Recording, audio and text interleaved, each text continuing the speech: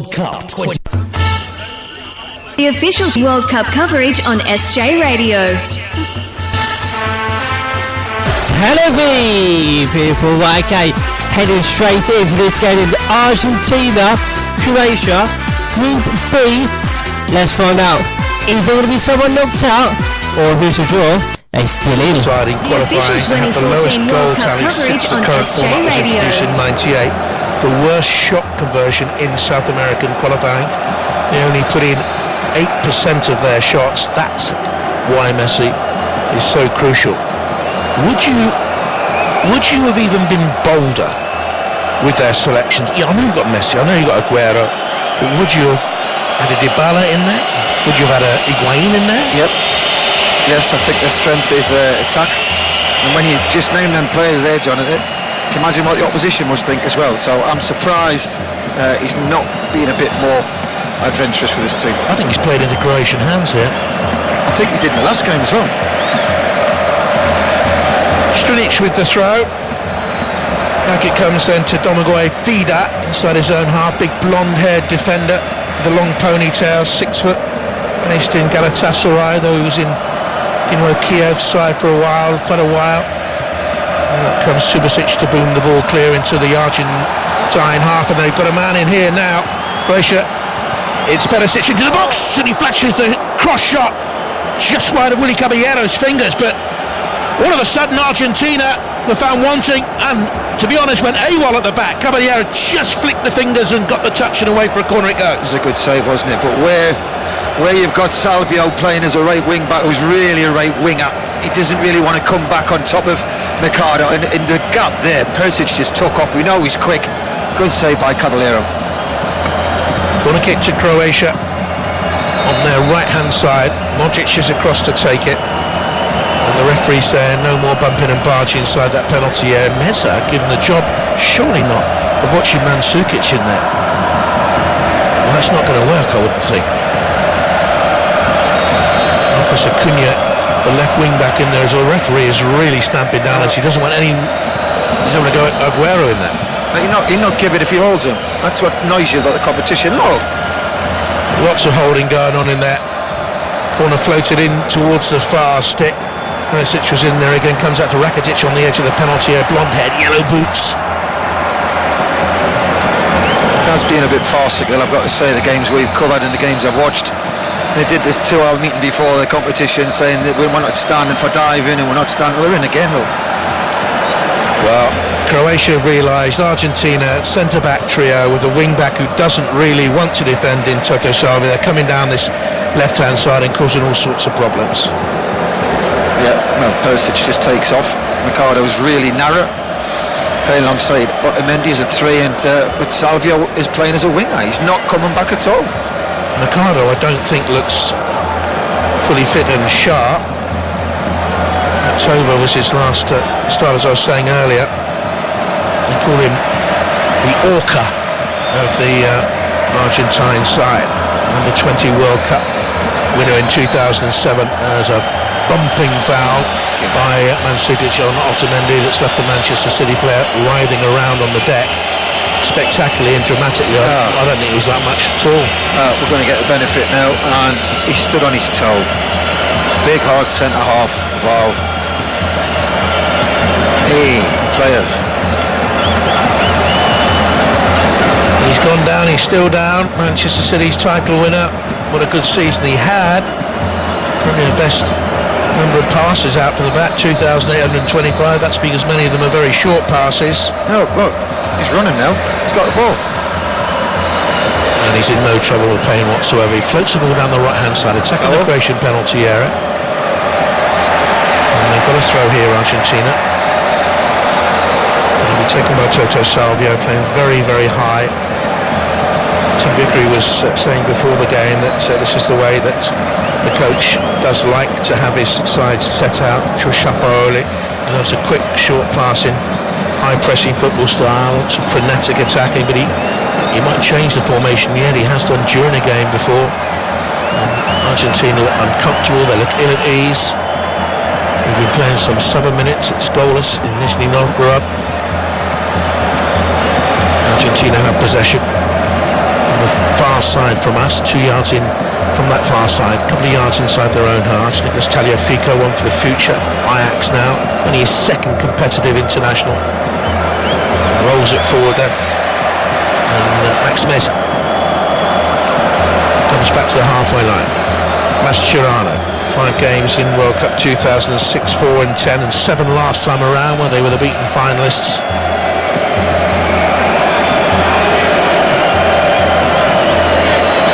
Tagliafico came forward, had a good headed effort in that opening game. Out in midfield, Enzo Perez. It's a good ball away towards Toto Salvio. His orange boots, checks back, tries to find Messi. Messi smothered, not in the same way he was in their opening game when he often found 5 opponents around him, and Croatia can break very quickly. They haven't used it intelligently to the left, they go right-hand side, and Argentina got cover back there. Mandzukic has stayed down this time. Well, there's another one still on his toe. Oh. It's Tagliafico, I think, Chris. Again. Yeah, he's toed on his toes as well. It's 1 each now. Yeah.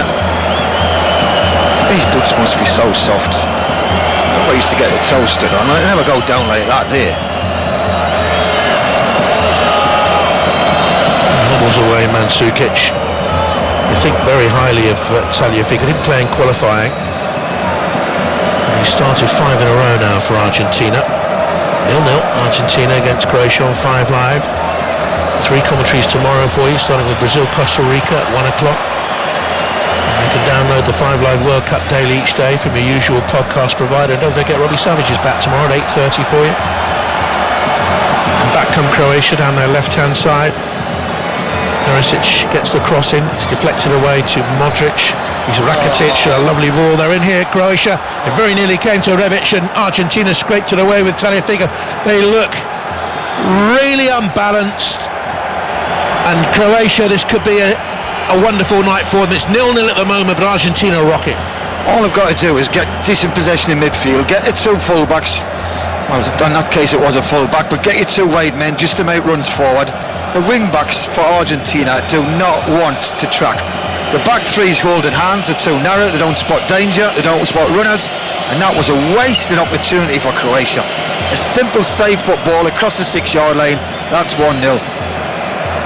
Wasn't a good ball, back across by Vesalico, the Atletico Madrid Europa League winner. You remember he's the player who's sent off at Arsenal for 2 reds inside the first 10 minutes. It's Domagoj Vida, big balloon ball through the middle for Mandzukic to chase, and it's headed back by Mercado to his goalkeeper, Willy Caballero of Chelsea. 10 minutes gone, 0-0. Don't forget Croatia in the driving seat after their first victory over Nigeria. They have 3 points, Argentina and Iceland 1, and Nigeria without a point. Iceland-Nigeria match is tomorrow in Volgograd. Ball's at the feet of Caballero in his orange goalkeeping garb. And now Otamendi has it. Really praised so richly by Guardiola this season. Here's Javier Mascherano. He'll be known so well by Guardiola as well. Barcelona connections. And Argentina come down the left-hand side, deep inside Croatian territory. Acuna rolls it back, stout into the box, looking for Messi with a little flick. He got away inside the 6-yard area. It dropped over his shoulder. He couldn't get any real connection. It's in the hands of Subasic. Oh, it's the first we saw of Argentina putting a few passes together. Lionel Messi just runs in behind, and the ball watching Croatia, Lovren, the lane's all over the place. Vida's 5 yards behind him. Messi just needs a toe on it, and that's 1-0. Just misses it. He looked at Sergio Aguero. Aguero looked back and held his hand to his face. They know that was a big chance for Lionel Messi.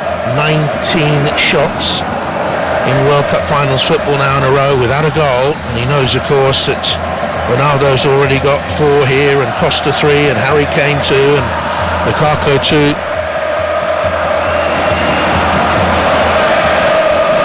Otamendi, diagonal ball away towards the right-hand side. Argentina better from them now, and comes across to the edge of the penalty area, and it's deflected up over the shot It was lovely work by Argentina down the right-hand side. In came the ball. Mesa was arriving from a deep position. It was deflected over for a corner. Good attack, wasn't it? Messi drifted wide. Nobody goes with him. Can't give him that much time. Spots the pass. It's on target, but it's great defending. Goes over the bar. But it's Argentina looking more threatening. Corner kick for Argentina. Otamendi's forward, round about the penalty spot, so too Mercado. Croatia aren't defending as tightly from corners as Argentina. Argentina really was hands-on. Played out wide to Messi on that left-hand side between the far touchline and the penalty box.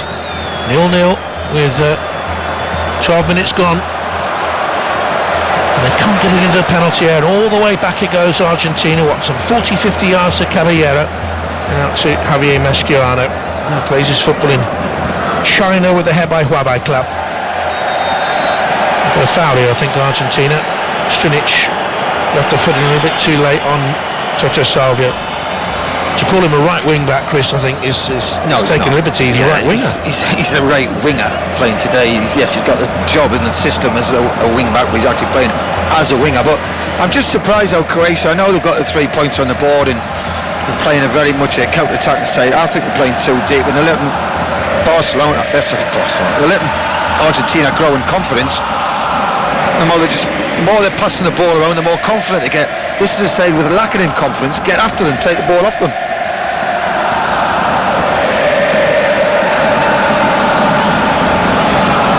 Tagliafico gives it back again. Mascherano away towards the left-hand side with a driven ball. It gave Marcos Acuna, Sporting Lisbon, too much to do. It trickles out of play for a goal kick to Croatia. It's a dry night. Acuna, though, did something really neat and tidy, I thought, earlier this season. Sporting, don't know if you knew that. We're watching pictures of Argentine fans in bare chests here. There was a little lad, a mascot in a game, I think it was Europa game, and he was absolutely drenched from the rain, and Acuna took his tracksuit off and gave it to the little lad and protected him from the rain. It's a nice touch, isn't it? Did you ever do that? No, I never had a tracksuit top. But one that fitted or what? Probably. That's me saying that. 0-0. Croatia have it. Moving away towards the far side, the right-hand side. Besalika. Not a good ball away. Rebic starting on the left-hand side. On the right-hand side, he played a lot of football on the right in their first game. Ooh, Rakitic slithers in there. And it's a free kick that goes his way. I think the reaction has maybe swayed the referee's mind. Was it Perez who went in late and caught him? Perez. I mean, Rakitic, I've got to say, John, goes to ground very, very early, and it's just a clash of shins. It's no stud showing, there's no intent. Look, it's just a clash. Two knees, two shins. But Rakitic went to the ground very, very early. I don't think... how can you give a free kick? They both came in with identical challenges. Yeah. I think it's the crowd reaction, the players' reaction, the referee blows the whistle. It's a free kick against Argentina at 0-0 on 5 live. Modric has it, right-hand side. Darts the ball to the edge of the penalty. Ultimately, big left-foot volley clearance into the Croatian half. It's slithering all the way back to the goalkeeper, Subasic. 22 clean sheets in his 39 games for his country. Son on the bench at Euro 12 and son on the bench, I should say, at World Cup 14. And Subasic. Can't do that, Rebic. A foul, scrappy, isn't it? At the moment. Yeah. He just can't get in the game. He's a talented player, isn't he, Rebic? But he just can't get in the game, and he's given the ball away every time he's had it on that right-hand side. There's Mascherano. 20 trophies at club level. First Argentine ever to win 2 Olympic gold medals, both of them, of course, for football. The highest club. What was the other one for? Diving. He's their highest cap player. Is Otamendi. Way towards the left. That's a terrible ball in behind Telepi. They're all over the place, Argentina. Nervy, fragile, brittle. You know what they look as if they're trying to play well, they want to play. Obviously they've got that many talented players, but there's a fear factor there. They're really weary of what Croatia can do on the counter-attack. They've had one attempt, Croatia down, Perisic down that left-hand side, and then, whoa, nearly a goal. Argentina, as they nearly got through there, Aguero was chasing in on the goalkeeper. Now look to build again. Oh, he played for it, don't give it. He played for a free kick. Enzo Perez moving towards the edge of the D. It wasn't given. That's a foul now, though. You should book him. Argentina here complaining. They thought they should have had a free kick for Perez, and it's given the other way now for a challenge on Modric. Referee was spot on. Excellent referee in that. He should have booked them, actually. Another one was, slight tug, Mascherano on Modric. Here's the dive. No, that's shocking. It's a clear dive. That is shocking. It was like he jackknifed his body and threw himself forward. Perez. He's in the side 4 years ago when they nearly went all the way.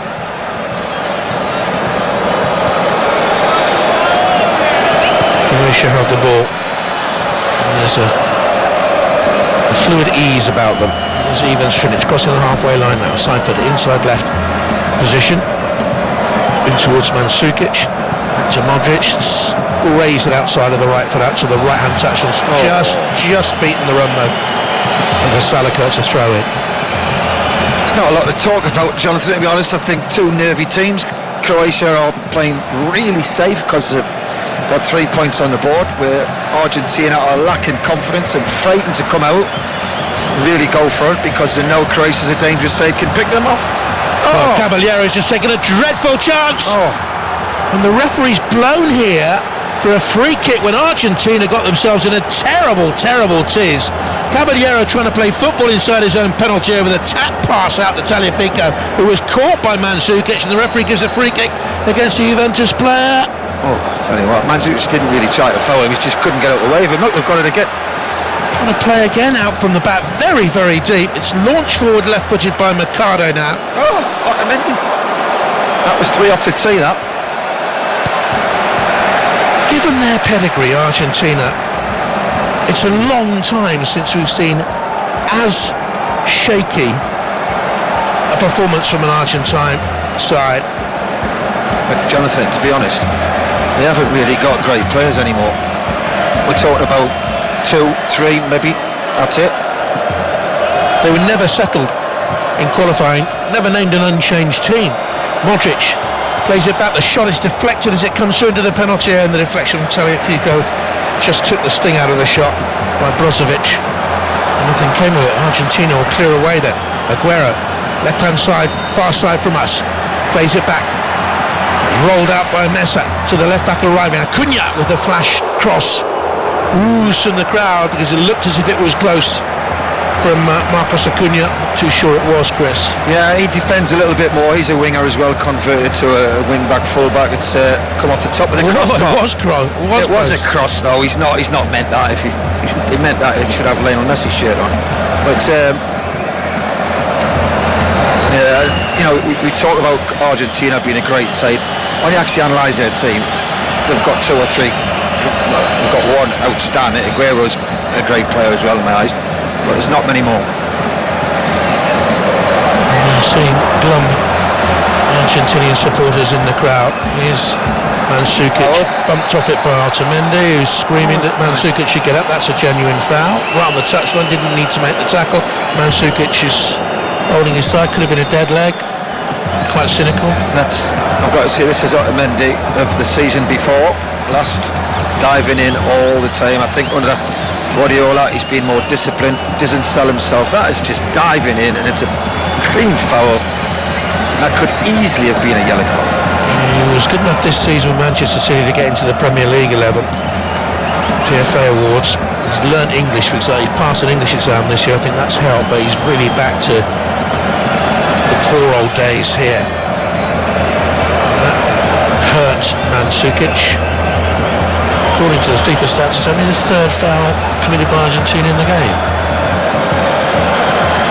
Croatia look for Modric, who's taken up a good position on the left-hand side. And he rolled it up in the air. Messi was with him. Last touch came off Leo Messi, and it's a throw to Croatia. 0-0 on 5-line midway through the first half. We'll be keeping up to date with the one-day international. So on 5-line extra. England with the run chase. Australia 310 for 8. England doing well last we heard it was 102 without loss. And Messi,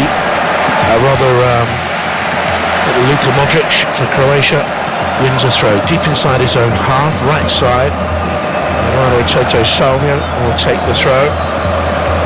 3 bad knee injuries in his career. The last one was earlier this year. He needed surgery.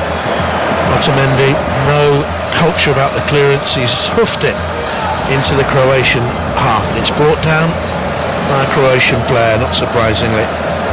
So Brozovic is holding deep with Rakitic, or Rakitic have more license to move, and they got good movement towards the edge of the Argentine penalty area again. It was Vasalico galloping up from the left wing back position, and again it's hacked clear by a very nervy looking Nicolas Otamendi. I just think at the minute Argentina, no belief, can't get the ball down, can't pass it, and it annoys you when you've got people like Dybala on the bench, Lo Celso on the bench, all technically very good, Di Maria technically good, and he's gone with his team today, and I've got to say Croatia are growing in confidence every minute. 0-0. We haven't had a 0-0 draw so far here, the longest wait for one since World Cup 1954. Passing from Strinic on a diagonal to the edge of the Argentine penalty area, looking for Mandzukic. It's headed away. England, by the way, in the one-day international, 3-0 up against Australia, 156 without loss in the 22nd over, chasing 311 to win. Jonathan Overend will give you more details. Yeah, 160 without loss now, JP. I mean, it's amazing, isn't it? These two, Roy and Bairstow, put on 159 for the opening wicket at Trent Bridge. They've bettered that. So just when you think England can't get any better with the bat in ODIs, they're going for it again. Roy has 93, Bairstow has 66. England 160 without loss, and we're only in the 23rd over. And always such a shame to see Australia given a hammering. It's a little bit of a misshapen first half here. Yeah, offside there, Messi down the left-hand side, but I mean, Messi can't get in the game because nobody can give him the ball. Free kick to Croatia. 5 yards in, well, no, a couple of yards in, I should say, from the far touchline. 15 yards inside their own half. Lifted them from the right-hand side away towards the left, looking for Ivan Perisic of Inter Milan. Dispossessed. Argentina won it back initially through Salvio to Otamendi, across the line of his 3 defenders to Nicolas Tagliafico. He's composed, he's got good stamina, they think very highly of him. The new Zanetti, they call him. Got somewhere to go, I'd say, before you can compare him to Zanetti. In Argentina, this is a better attack, this is more composed. This is Sergio Aguero running at the Croatian penalty area. He's there with him, took an extra touch, goes wide, gets a little chip ball in, and it's headed away by Ivan Strinic. The first time we've seen Argentina composed, they're going to score. Good football, Aguero. You know, when he goes on this run and he gets one-on-one with Vida and he goes on the outside of him, if he crosses it there we're getting a replay, if he crosses it there's a great chance Argentina go 1-0 up. He delays the cross, and they all get back Croatia and they clear it for the corner. Spun high off the defender. Corner kick for Argentina. Tagliafico is in there and can be dangerous at set pieces. And again, there's a little bit of bumping and barging. Otamendi and Lovren. They're tight in on the goalkeeper. Subasic is trying to get across Otamendi. Otamendi points his fingers at his eyes, saying to the referee, have a look, have a look. In comes the corner kick, low and flat and whipped, and it's hit the side netting. And in the World Cup finals, that isn't acceptable from Maximiliano Messi, I'm afraid. Terrible corner. Wasted, absolutely wasted. I mean, the coach is... he's doing doggies on the touchline. I think he's got his little thing on his wrist. He's probably done about 12,000 steps already. So there's a little pit bull of a man over there, is Jorge Sampaoli. A very promising career cut short very early. 19 he was when he had a double leg break. He was at the Newell's old boys side. He worked as a bank cashier to earn money for to coach. He coached at minor level. He was so passionate even then. He was once banned, you know, and he was banned from the ground, and he was spotted still coaching from up in a tree. Got there somehow, but his team needs to do a lot more tonight if they're to get through to the knockout stages. Messi's picked it up. It's a poor clearance by Strinic. Left foot poked ball into the penalty area over Aguero. He's never going to reach Messi. Meza coming in from the far side. And the weight of the world is on the shoulders of Lionel Messi. The problem he's got, Jonathan, he's got nobody to play with. I know Aguero's a talented player, don't get us wrong. No, great player, Aguero. Oh, look, that's a foul. It's got to be. No! Rebic smiles ironically towards the referee. He thought that he'd been fouled on that left-hand side by Tagliafico. Just going back, if nobody's on Messi's wavelength, and it's really frustrating for Argentina. We've got some news from the cricket for you. Jonathan O'Brien. Century for Jason Roy to add to the one he scored in Cardiff last weekend, and he has reached three figures with an almighty 6 over the top of mid-wicket. Exactly 100 not out. England 172 without loss in the 24th over. Here, Argentina 0, Croatia 0 in the Nizhny Novgorod Stadium, a city that was absolutely pounded by the Luftwaffe in the Second World War between 1941 and 1943. 43 raids, 35,000 bombs dropped on the munition plants that were here that no one was supposed to know about. And at the moment, we're not seeing a good Argentine performance, but they thought they scored there, and there's a shot that ripples the side netting from Enzo Perez when Croatia suddenly got a bit dithery at the back, and Lovren turns to Subasic and says, where were you? And they should have scored there, Argentina, really, out of a Croatian pickle at the back. Well, Rosako and Lovren, two experienced players, getting each other's way. Lovren loses his legs, goes to the ground, goalkeeper's in no man's land, and that, I've got to say, is a glorious chance. It should be 1-0. The cross came off Vida, dropped to Perez. He's 8 yards out, Chris, something like that, and he slotted it wide. One goal for Argentina thus far. Hasn't played for them since November. Are they undercooked? They played 2 warm-up games in 2018. Are they undercooked? You know what it is? They haven't played games. They didn't want to play in home. They were getting a lot of stick off the fans. That they couldn't really get the games probably they wanted. They ended up beating somebody, some Maya team, and 4-0 and Haiti, and they haven't had the right games. He's never settled on a system. So they've come into the tournament with what? Let's just see what happens when we get there, and you can't plan like that. Croatia on the ball, 0-0, half an hour played. Croatia would be very much in the driving seat in the group. If it stays like this, they'd have 4 points, Argentina 2. Argentina's last game is against Nigeria. They always seem to meet in World Cup finals, those two. Remember the 2002 finals, commentating with one of the loveliest men in the industry, Ron Jones, away there on the coast in Japan it was. A picture of Ron outside the stadium, big statue there, Raw stood there. Big Terry Butcher was with us that day. One of my proudest possessions, that, Chris. Yep. He's over here, isn't he, Terry? Yeah, he's around, definitely. I'll hear him before I see him. Yeah, well, you normally do. Might meet in a bar somewhere. Been a regular occurrence. There's Vida, 0-0. And Croatia, nearly got caught out again. Vida's dwelt on it. Messi was on his shoulder. Messi nearly gobbled him up. Vida, sweat pouring off his fair features. Was nearly left red-faced there. Croatian, diagonal ball into the Argentinian half. And Mandzukic sprays it away wide towards the right-hand side. Making progress here now, Vasalico checks to his left foot, in comes across, moving to the far post, that's a great chance! It's got to be off. Mandzukic arrived, dived into the header, it's gone wide, he's looking at the assistant referee now. What a chance that was. If it's a chance and the flag hasn't gone up, I'm sorry, but Mandzukic, he's got a good goal scoring record, he's got to score that. He's not off. Oh, what a chance. What a chance. He's gone for the wrong post. He's coming into the far post, he's 6 yards out. on lane with the far post. Instead of hitting it back across the goal, Caballero was scrambling across. Oh, he's missed the target. That's a dreadful miss by Mario Mandzukic, a man who has 30 international goals in 84 appearances.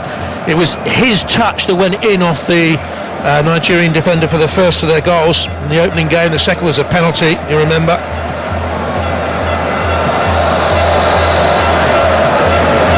Never lost a second group game at World Cup finals. 1-3, drawn 1. Conceded just the one. They should have scored there.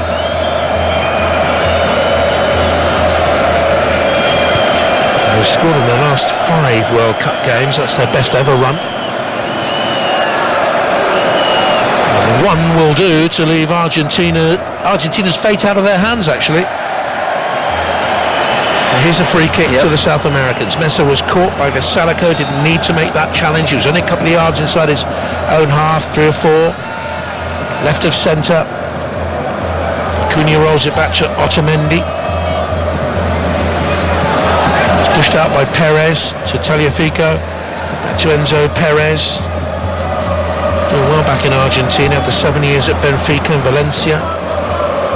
This is decent possession football by Argentina. Away wide to Toto Salvio, who's nutmegged Ivan Strinic and was then fouled despite the protest of the Croatian defender. It's a free kick to Argentina. Just like to see Messi come out this right hand side a little bit against Strinic. I think we get a lot of joy, but he keeps drifting inside. He's not getting the ball when he goes inside. I think Messi one side, Aguero the other side, and Higuain through the middle would give them 3 to 4. You can get Dybala in behind. This is promising until the run to the edge of the penalty area was blocked. It was Mesa with the run, ran into a number of Croatian players. They've lifted it away towards the far side. It's a throw to Argentina. And it's pushed back now then towards Enzo Perez. Thought about a run between Modric and Mandzukic. Decided to play it back on the diagonal to the shaven-headed Mascherano. And out wide towards that left-hand side again. Nicolas Tagliafico, the Ajax defender, and supporting there from Enzo Perez. Messi comes, gets the ball, rolls it back to Perez. 0-0 towards the left-hand touchline. Acuna settles for the throw out there. El Huevo, they call him, the egg. That's his nickname. It was never present for Sampaoli until that opening game when he was left on the bench. Well, it's 35 minutes gone, possibly Jonathan 1-1 I would say, should be. Argentina, glorious chance, and definitely Croatia. What a chance that was. Perez. Difficult ball to play under pressure to Mercado, who was always likely to get caught in possession, and the referee's given him a free kick. And Argentina got lucky. Now got a wicket at the cricket, Jonathan Overend. Yeah, Jason Roy is out, who probably thought he was invincible after bringing up his century with a 6 hit over mid-wicket, so he tried to do it again 2 balls later, only this time he mishit to Sean Marsh off the bowling of Nathan Lyon, out for 101, and England now 181 for 1. We're in the 25th over. Bairstow's still there on 78, joined by Alex Hales. They need 311 to win. Very much on top England there. Thought he was invincible, like the character in that James Bond film. Are we allowed to mention that in this country? I don't know about that. Why don't you say it with love? We travelled from St. Petersburg to Moscow by train, and there was a big fella. He never took it. He looked official. He never took his eyes off us. You just wonder, don't you? You just wonder. I was going to ask him actually, Chris, and then he got up, and I saw the size of him and thought, no, I'll let it go. Talking of size, Diego Maradona's here. We've just seen a shot of him, and he's trying to urge more from his side. Inspirational World Cup winning captain, less so as coach of his side.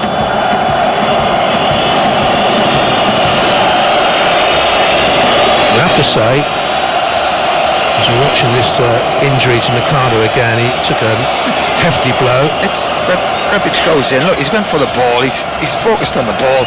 It's a collision. I have to say, it was a bad ball to him in the first. Exactly, but he's focused on the ball.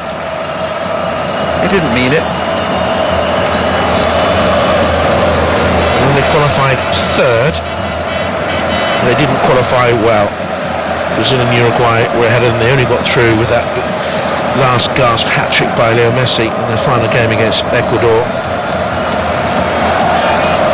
They've only failed to reach the last 8 3 times in the last 11 World Cup finals. but we aren't seeing a very strong Argentina side here today, or at these finals, but they may find their way. One of the higher ranked nations have done in matches here. Cross from Acuna, straight down the throat of Daniel Subasic. And he made his tournament bow at Euro 16 after sitting on the bench 4 years earlier, as I was mentioning earlier, and in the World Cup finals. Argentina in possession. Poor ball down the right. I think Croatia will be absolutely delighted. Croatia haven't played great. Not what they can play. They're doing a containing job. They're just sitting back. They're just trying to slow the game down, keep possession, run the clock down, and they're just looking and thinking, we've got 3 points. This will be 4. Meso, who played that full ball forward, had come across from the left-hand side, right across to the right with no rhyme or reason, gave the ball away. He's trotted back left. Here's Vida now. Ball rolled out to him from his goalkeeper. That long ponytail thrashing behind him as he sends it over the halfway line out towards Rebic, who's having a good World Cup. But he's made contact now with Toto Salvio, who's writhing on the deck, and the Argentine coach is calling for VAR, which he shouldn't do, and there's a yellow card here as well. Rebic goes stretching into the challenge, foot goes over the ball, it's a nasty one. He's caught Salvio. It is a poor challenge, this. Foot over the ball, catches Salvio on the left, high up on the left shin, right in front of the Argentine dugout. It is a bad challenge. But he's been like that all game, Rebic. The last time it was accidental, I'm going to say that. But I've seen him 3 or 4 times just give silly free kicks away.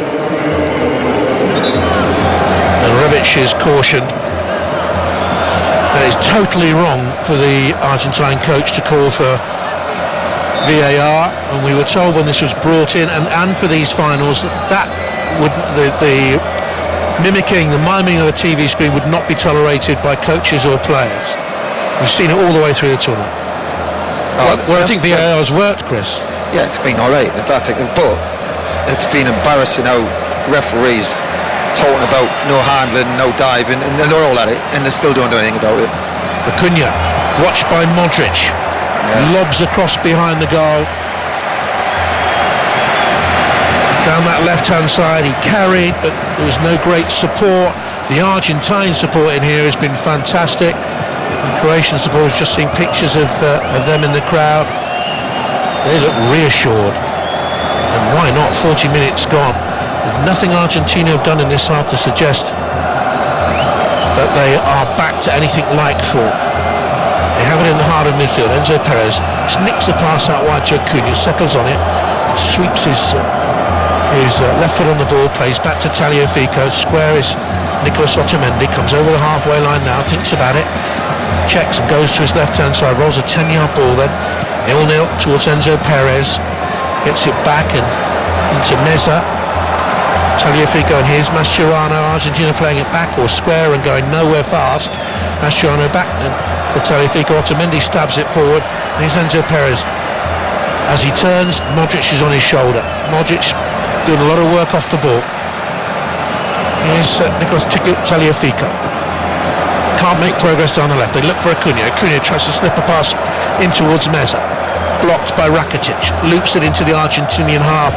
And Mandzukic chased after it, and then looks back towards Rakitic with some disdain. It wasn't a good ball that Argentina had. Well, it's all Argentina possession-wise. You know, we're coming up now to 42 minutes, 41 and a half coming up, and they've had one good chance each, really, and Argentina more possession. Messi, that's a quality ball, looking for Sergio Aguero between the two defenders, who squeezed him out, but it was a fine ball. It was a forward-looking ball. You haven't seen enough of them. I think Argentina have been the most positive. I think Croatia have come here thinking we've got 3 points on the board. The draws are a tremendous result for them, and that's what they're doing. They're playing counter-attacking football. Disappointing game at 0-0. Croatia have it on the left. That's a bending cross towards Rebic beyond the far stick. He tried to bring it down and play it back in, and the referee's given a free kick. The Rebic's foul on Mercado. There wasn't a great deal in that. He's got to watch himself. Rebic, there's a foul there. He's got it. He's on a yellow. He's got to watch himself. Another wicket in the cricket, Jonathan Overend. Yes, Australia trying to make a match of it here. 185 for 2 England. They've lost both their openers in quick succession. Jason Roy for 101, Johnny Bairstow for 79. They put on 174 for the opening wicket, but now England are 185 for 2. We're in the 26th over, needing 311 to win. Just a few stutters there in the England performance. Surely they're in the driving seat still. We'll go back to Jonathan Overend as soon as he gets news for us. This first half is petering out. 0-0. Been really poor. Argentina just beginning now to string some passes together. Tagliafico to Otamendi, Manchester City. So improved. Finds Messi's feet and the lime green boots, pokes it forward. Soon it should get it away. He's dangerously in field to Vida, closed quickly by Leo Messi. So They kick. Messi, I think, might have handballed it, did he? Well, the assistant flagged very late. Croatia were appealing straight away for handball against Messi. I don't think it helps Sampaoli patrolling the touchline as he is. Looks sweaty, looks nervous. He does look under the coach under pressure, doesn't he? Did so well when he was Chile manager, won the Copa America in 2015, negating Messi, subduing Argentina.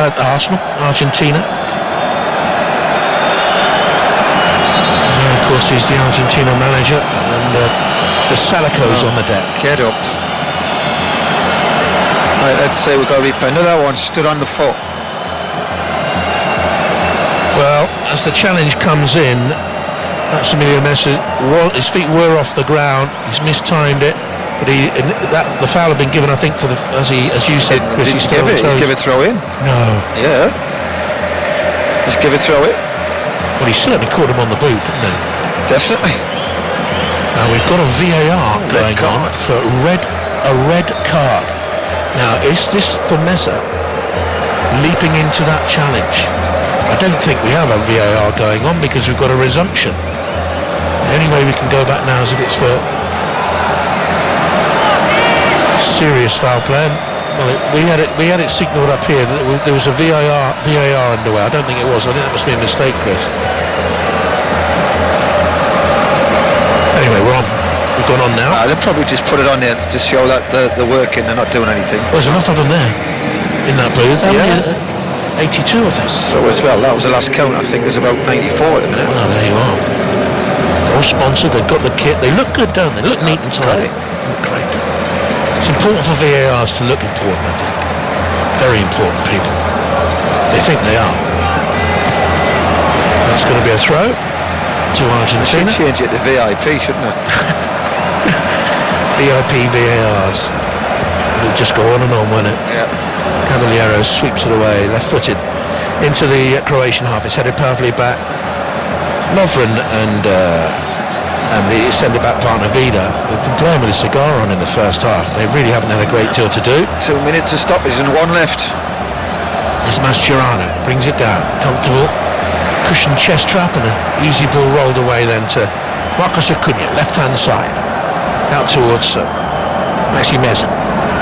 Meza to the wily old Mascherano. Good days at Liverpool, not such good days at West Ham. And Sukic is in a right fullback position for Croatia. He's brought it away from Acuna. What was he doing? Oh, that's a bad challenge. The referee's allowed play to go on. What a ball. This is a fantastic ball. Rebic is in here now. Oh, he stumbled. He's got possession back, but he swept a shot wide when he had a player available on the right-hand side. The manager goes off, slaps his palms in dismay. That should have been 1-0 Croatia. What a ball. Was it Modric out on the right touchline, 10 yards in, halfway lane, bang on. What a ball, bent round Otamendi, and it was just say Rebic, he's got a player to his right. Oh, it's high and wide. What an opportunity that was. He had a very good first game. He's had a poor game here. Yeah. He's got himself cautioned and he's missed an opportunity there. Good use of the advantage by the referee, because there was a nasty foul in the build-up to that. But The opportunity went missing, and we haven't had many of them in the first half. 0-0, Chris. No, two great chances, one for Argentina and one for Croatia. They've wasted opportunities, Croatia, in certain areas when they've caught them on the break. But it's a scrappy game. Argentina, Messi can't get in the game. There's nobody on his wavelength, and I would like to see him go wide. He's playing too narrow, and they know what they're doing, Croatia. They're blocking his laying the surface off. Can't get the ball to him because the players around him, unfortunately, are not his level. Argentina need to win it, otherwise their fate won't be in their own hands. It's 0-0 at the break. Well, that hasn't lived up to what we said beforehand, has it? No. Absolutely no. Croatia, Mark, unfortunately, good for them, they've got 3 points on the board, so it's basically saying Argentina, come and beat, we're not going to give Messi space, we're not going to go toe to toe and open up, we could lose the game on the night, so we'll just sit back, play on the counter-attack, and they've had 2 great opportunities, which really, if they take them, then it is a big concern. Argentina's only really had 1 chance, which they missed. Messi can't get in the game, just can't get in the game. I think, Matthew Upson, we sort of expected Argentina to be a bit disjointed, didn't we, after what we saw in the first game? But Croatia have been disappointing. I know they've got their 3 points already, but you want to see them more on the front foot, don't you? Well, it was very clear from the start of the game how deep they were sitting. They weren't looking to control the game in possession. And when I look at their midfield players, they could have the ball more. They could control, because if they have the ball and they win that battle in the middle of the park, I don't think Argentina will cope with them. I really don't. I know that there's always that risk of Messi allowing that space, not wanting to come out, but I just feel that it's going to be on the edge. Okay, they're in the driving seat. They've won a match, but it's almost spoiling the game, to be honest. Tim Vickery, our South American football expert, are you as disappointed by this game as everybody else? Yeah, I mean, Croatia are kind of with the attitude of we're winning this game 0-0, aren't they? And Argentina haven't been good enough to do a great deal about it. I always feel, though, it's on the verge of something fascinating happening. For no other reason than that perhaps the referee looks a little bit out of his depth. But Argentina are going to have to force the pace after the interval. I feel that we're going to have either Banega or hopefully Lo Celso to try and get them with Messi in the game. I'd like to see Messi and Aguero work together more. And Aguero looks sharp for me. He's living off scraps, but he's looked sharp, and a couple of times he's given him a platform. I'd like to see Messi and Aguero work together, but to do that, they're going to have to commit more Croatian defenders by bringing on someone like Banega and Lo Celso to get higher on the pitch and to combine with Messi. And my big fear with Argentina, I think, is that Jorge Sampaoli is going to run out of batteries during the second half. Like a little battery-operated toy that goes up and down the touchline, yapping away all the time. Really horrible little man, but a fascinating coach. Let's see what he can come up with in the second half. I mean, given Matthew, Croatia's reluctance in many ways to take the initiative, do you think Argentina can afford to make a couple of bolder substitutions and go for it themselves a little bit more? Yeah, I think it's going to come to a point where they're going to have to do something. If it stays as it is, and they come out in the second half with the same philosophy, sit deep, they're going to have to try and draw them out somehow. And whether that's Dybala, whether that's Lo Celso, Higuain, they've got so many options that we're talking in commentary about the quality that's on the bench. They're going to have to be a little bit. The 2 wide wing backs aren't doing enough for me. They're not tracking back, and they're not creating enough either. So it'll be interesting to see how he can switch it. But the formation, it's changing formation and personnel all the time. It can't be easy in that team. Well, Chris Waddle, a final thing on that first half. I mean, for 20-25 minutes, maybe even half an hour, there was a lot of rolling around. There was a lot of, I think, trying to con the referee maybe. However, in that last 50 minutes, there were a couple of challengers that were actually very naughty. They were late. I totally agree. Rebic was late. That was a bad challenge, and the one he played advantage there, where right to the end, Modric got the ball, wonderful ball to Rebic. He played the advantage there. Now, if Modric hadn't picked the ball out, how would he reacted to that? He made it sent off or a definite yellow. So I mean, Argentina's getting very frustrated. Lionel Messi's very frustrated. If you watch him when he hasn't got the ball, his arms are moving around as if like somebody give us the ball in the right area, and they can't get it to him. Unfortunately, they're not that level, and he's getting more and more frustrated.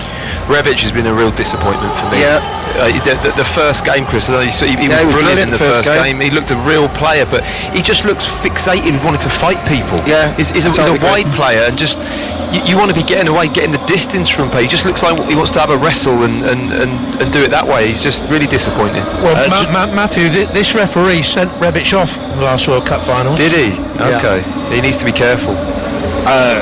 Jonathan Pearce, Matthew Upson, Chris Waddle, Tim Vickery with me. If you want to hear more of Tim's analysis, he's on 5 Live's World Football Phone-In every night this week. That's with Dotun Adebayo from 1 in the morning, or you can subscribe to the podcast and catch up at a more civilised time. All you've got to do, search for the World Football Phone-In from wherever you get your podcasts.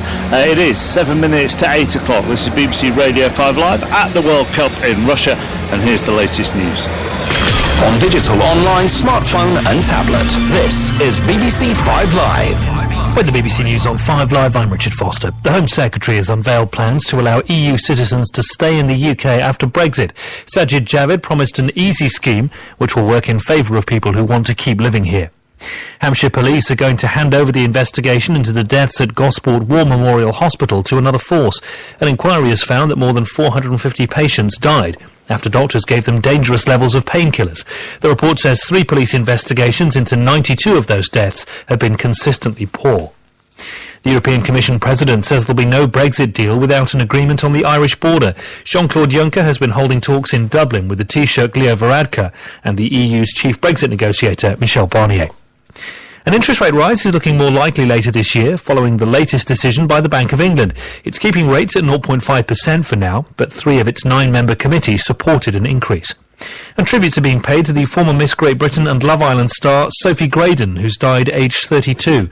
Northumbria police say her death isn't suspicious. This is BBC 5 Live on digital, smart speaker, smartphone and tablet. Key problem at the moment is on the M4, both directions around about Cardiff and Newport. Eastbound first of all. The road is currently closed for accident investigation work between junction 30 at Cardiff Gate and junction 28 at Tredegar Park, causing queues on the eastbound carriageway as far back as the Corriton interchange. And on the westbound M4 nearby, all because of the accident, the road was blocked for around 30 minutes to allow an air ambulance to land because of that accident. There's queuing traffic between junction 28 at Tredegar Park and junction 30 at Cardiff Gate. Queues as far back as the M4 second 7 crossing toll booths. At the moment, it's taking around 50 minutes to get through. One other problem on the M25 clockwise, a multi-vehicle accident means 2 lanes are currently closed just before junction 25 at Enfield. Queues currently as far back as junction 23 at South Mims. Richard Foster, 5 Live Travel. 5 Live Sports. The FIFA World Cup Russia. Trippier to take it. Maguire with the header. It's not in by Kane! Harry's done it for St George. He's won the opening match for England in Russia. Next, England take on Panama. Sunday, 1 o'clock kickoff. That's what these games are about. It's a World Cup. You go into the last second and yeah, absolutely buzzing. Ecstatic when that goal went in. England deserved that. The FIFA World Cup. On 5 Live and across the BBC.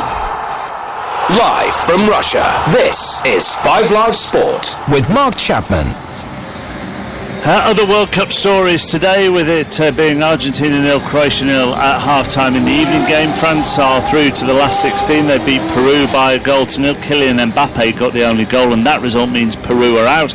Also in that group, Denmark and Australia drew 1-1. The FA this evening has posted video and stills of Dele Alli training on the pitch and in the gym, so that suggests his recovery is going well ahead of Sunday's game against Panama. That, of course, you can listen to here on 5 Live and watch on BBC One. Neymar will be fit to start Brazil's game against Costa Rica tomorrow. He's recovered from an ankle injury he picked up in training. That game's on 5 Live from 1 o'clock.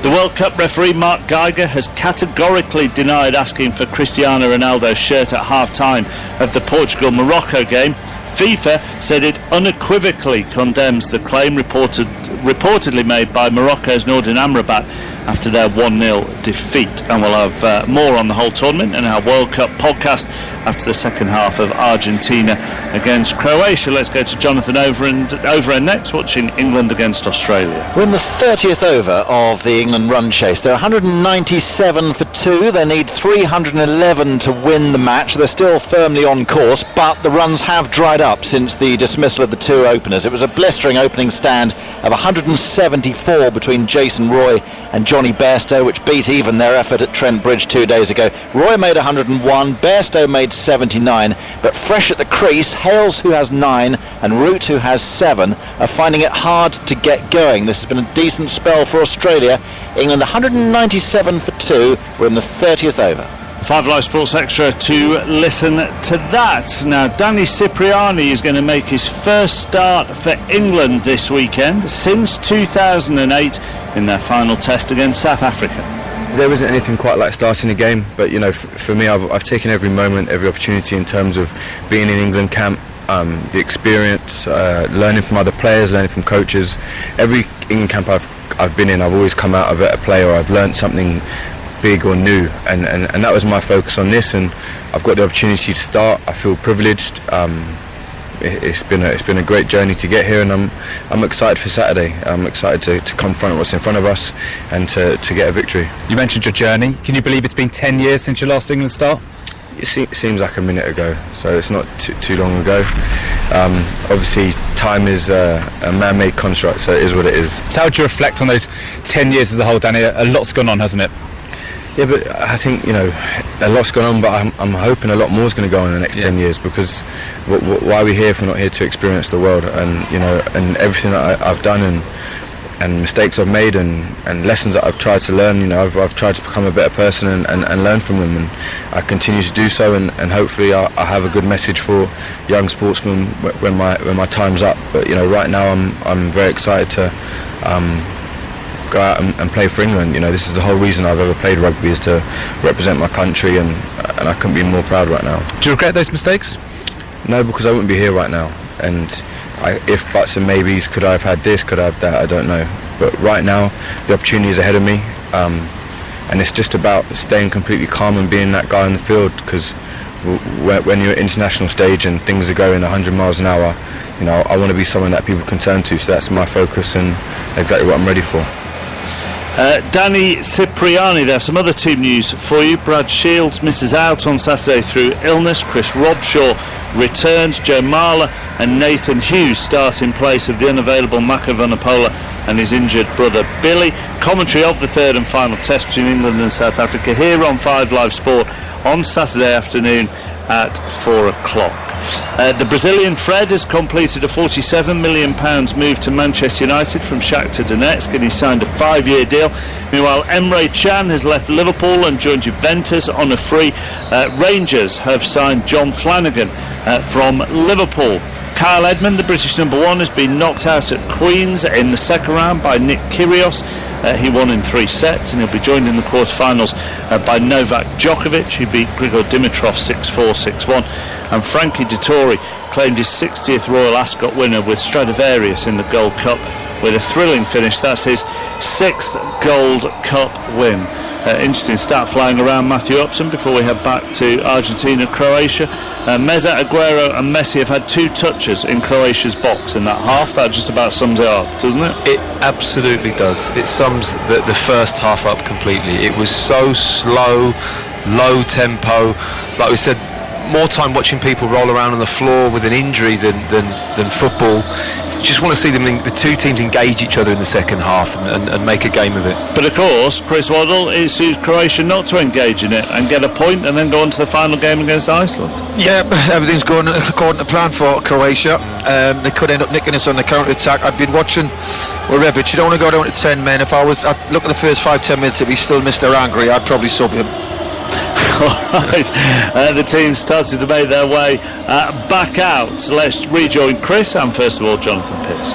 Thanks very much, Mark. Very disappointing first half. We're seeing the Argentina players down there in the tunnel below us. Leo Messi now hasn't scored with 21 World Cup shots and 11 against Iceland without running the back of it. That's the most any World Cup players have without scoring since 1974. He's on the pitch for the second half. The manager, Jorge Sampaoli, is sitting down.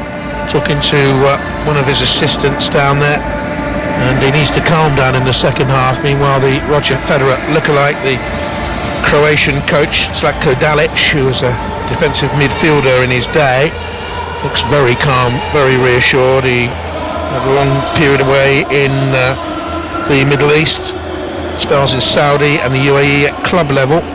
Something of a surprise when he took over as the national coach back in October. He's got Croatia on the verge though of the knockout stages, and Leo Messi does look, as I said in the first half, a man with the weight of the world on his shoulders. I think you've just summed it up there, Jonathan, and I think realistically, I think he needs his tournament to end. I think he needs a breather. I think he needs to see somebody. He just looks as if there's so much pressure on him. I don't think he can handle it. It's just too much.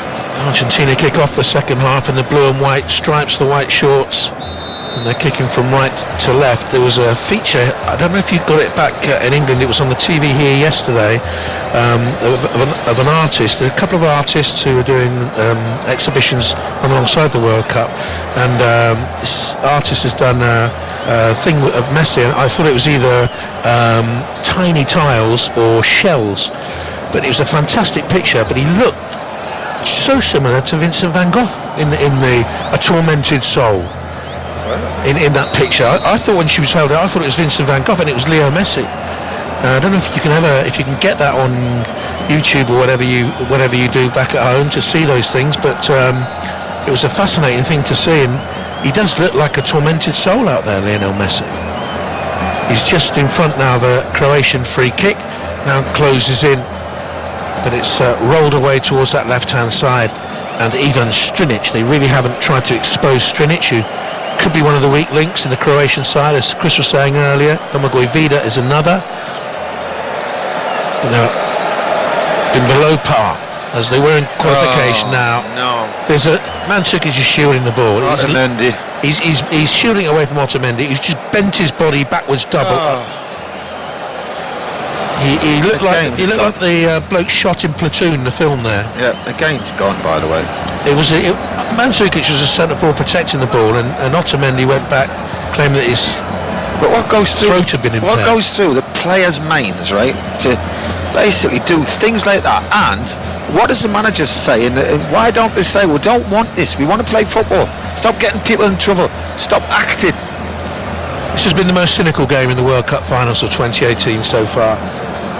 Aguero tries to link on the far side from us. That's the Argentine right with Eduardo Toto Salvio, the right wing back from Benfica.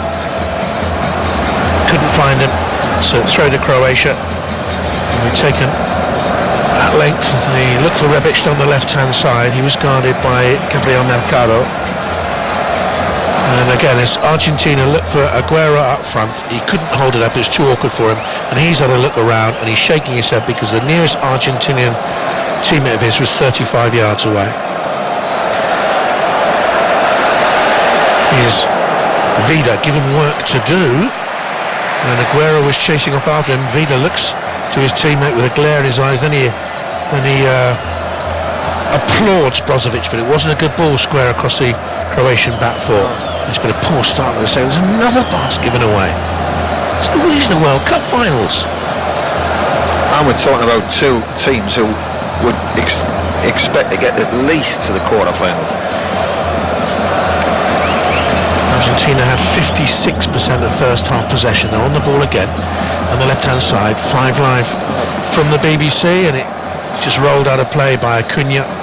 He's too tight to the line to take on Basalico out there. Modric slips it into Rakitic, gobbled up by Mascherano. Here's Messi, bounced up, hit Modric, free kick Argentina. The handball against Luka Modric, who was at point blank range, taken quickly by Messi. It's to his left hand side. Acuna tries to just blast it. No finesse there at all. It's ricocheted away deep inside Argentine territory for a throw in their left full-back position.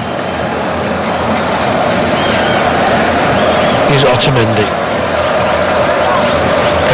They've looked brittle and nervy since they came out for the anthems, and the manager's activities down there on the bench haven't helped. We've been given a stat that Argentina's pass accuracy is 81%. Yeah, but they don't go anywhere. All these stats, he got the ball to the back four, which they've had it now for 2-3 minutes in the back. There's nobody pressure on them. They're just passing it back and forwards to each other. You one stat I've always loved.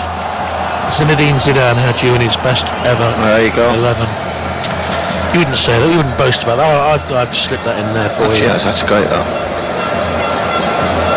Give me that money later on. Only paying drinks.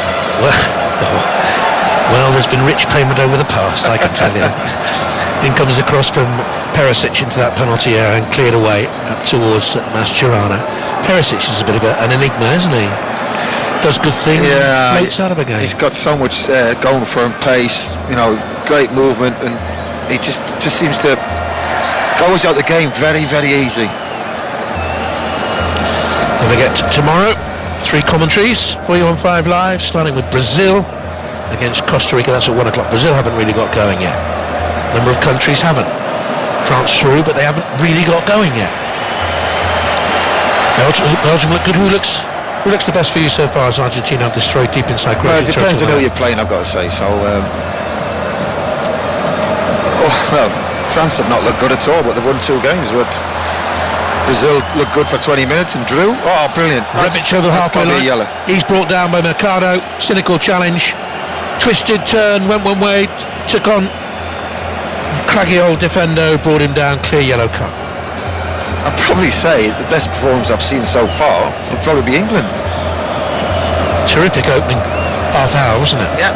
First, get a better first half. A lot of people talking about England over here, I can tell you. Mercado was so cynical, and he was a foot off the ground, Rebic, when Mercado cut him down. Came through that very good under-20 World Cup winning side of 2007.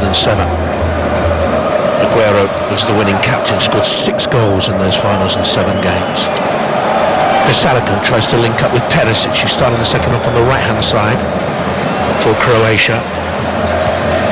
Started this game on the other side, but I think he looks more effective on the right. I think Higuain's going to come on for Argentina, and we've seen enough in the opening 10 minutes of the second half, 6 minutes of the second half, I should say, to suggest he's going to need to change. Mesa not really done anything in the game, has he? And put him up front with Aguero and Messi in the hole. It's the only thing they can do. Here's Mascherano winning the ball, using it way towards the right-hand side. Eduardo Salvio trying to run Strinic between the penalty box and the far touchline, the Argentine right. Here's Messi, drops his shoulder, tries to take on Rakitic, switches again. Looking away to his left-hand side, brings in Nicolas Tagliafico into the box. Here's Aguero! Shot at the goalkeeper. At last they've had a shot on target, but it lacked any sort of power. No, it was good play. Messi links, switches the play. It's a good ball into his feet. And we've seen Aguero how many times we've seen him over the years in the Premier League. Get it out of his feet, half a yard, shot, hits a target. Oh no! That's a dreadful error by Caballero, and it's 1-0 Croatia. Rebic with the score. What a dreadful error by Willy Caballero. He simply lifted a ball inside his penalty area, lobbed it under. There was a back pass to him. He lobbed it away straight to Rebic, who volleyed it home. And Argentina's World Cup here is going from poor to very bad indeed. Croatia lead by a goal to 0. I've got to say, Caballero's got to put his hands up. It's a mistake. He's trying to be clever and lift it over Rebic. But I've got to say, Jonathan, the finish is absolutely top draw. It's a back pass, there's no pressure. Rebic puts him under a little bit of pressure. He's trying to dink it over him. What a finish. Could have brought it down. A lot of players would have. This is its job. Focus on the ball. Volley over the top. What a great finish that was. And I went to a horrific mistake by the keeper, Caballero. What a top-class finish that is. He watched it drop, Rebic, and he slammed the volley home. And the Argentine coach comes to the near touchline, sweaty, forlorn.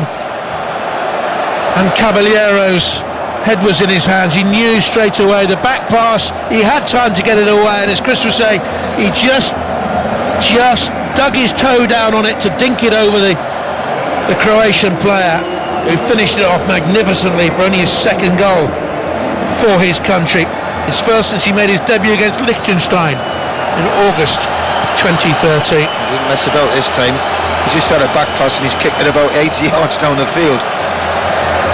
Higuain's on. Well, they had to bring him on, although he's run out of goals for his country. Higuain took Aguero off. Wow. What is... I just don't get it. Look at Aguero's face, guys. Well, I would as well. I don't get it. Listen, play the two of them. Take Messi off. Play Messi in the hole. You've got wing backs. You need goals, and you've taken off a man who scored in his last 4 games for you. Astonishing. And really, since the heady days of the World Cup 2010 when he scored 4 in 4. He's in again. Higuain hasn't really done it. Here comes Croatia's Perisic again into the box. None of the legs as he looked up, he had a man at the far post. Brilliantly done towards that far post. Mandzukic was there and he's plopped the header over via deflection. He's claimed the corner. I think he's got it. There's Perisic. I just wonder if Perisic sometimes lacks a bit of confidence. He picks it up, gets caught between his feet, then he just digs across out from the byline. Unbelievable across the far post. Good defending, puts Mandzukic off. Croatia are heading through if it stays like this. Half an hour away, a little bit more. Another Argentine substitution. Toto Salvio is the man who has gone off, and Christian Pavon, the winger from Boca Juniors, has come on. The man who was linked with a move to Arsenal in January. Came on for a quarter of an hour against Iceland. Rebic needs a bit of treatment out there for Croatia. Goal again. What a great finish. I know Caballero's had a nightmare, but what a finish that is. That could have ended up anywhere. It was a hard skill out. Caballero turned and smashed the turf with his goalkeeping gloves, and his coach just turned away in utter dismay. Rebic has been substituted by Croatia. This is sensible, I think. He scored his goal, but he has had his angry moments, he has had his caution, and he's been replaced by Kramaric. Andrej Kramaric has come on for him, and Croatia have this corner kick now on their left hand side. Modric takes it, Caballero comes and punches it away, and it'll be launched long down the Croatian right, and away it goes for a throw in then to Argentina. Let's go to the excellent Jonathan Overend for update in the cricket. 226 for 2 England. We've had 34 overs, so it's a little bit more interesting as a contest than it was half an hour or so ago. Jonathan Roy out for 101, Bairstow for 79, Hales is there on 19. Remember his big innings from Nottingham 2 days ago. Joe Root, the Test captain, is with him on 27. They need 311, so from here that's 5.3 and over. Should be well within this England side's capabilities. What a series it's been for them against Australia.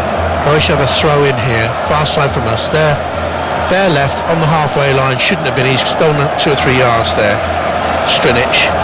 You know, the writing was on the wall for Argentina. I think when there's a foul there by Mandzukic. He's got to watch it, Mandzukic. He's left a finger on Mesa.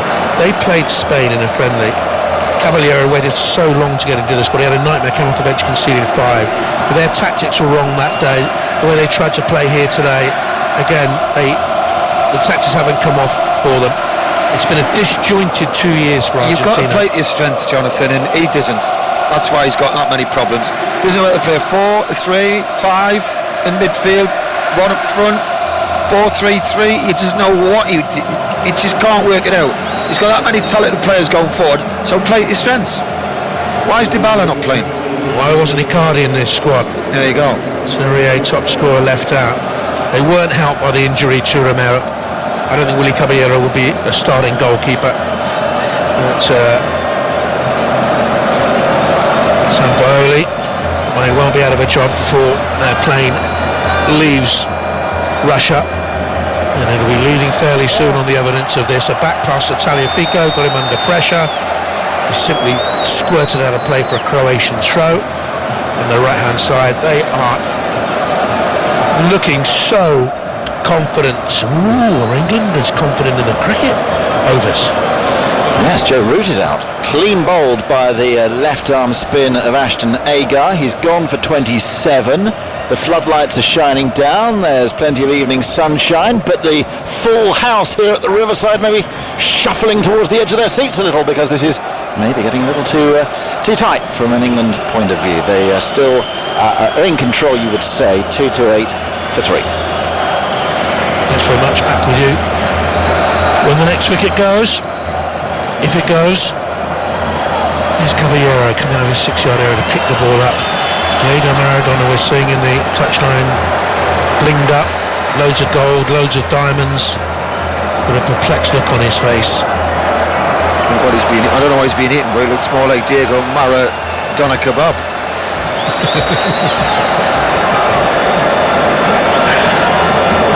It's a throw to Croatia on their left. Will be taken by Strinic.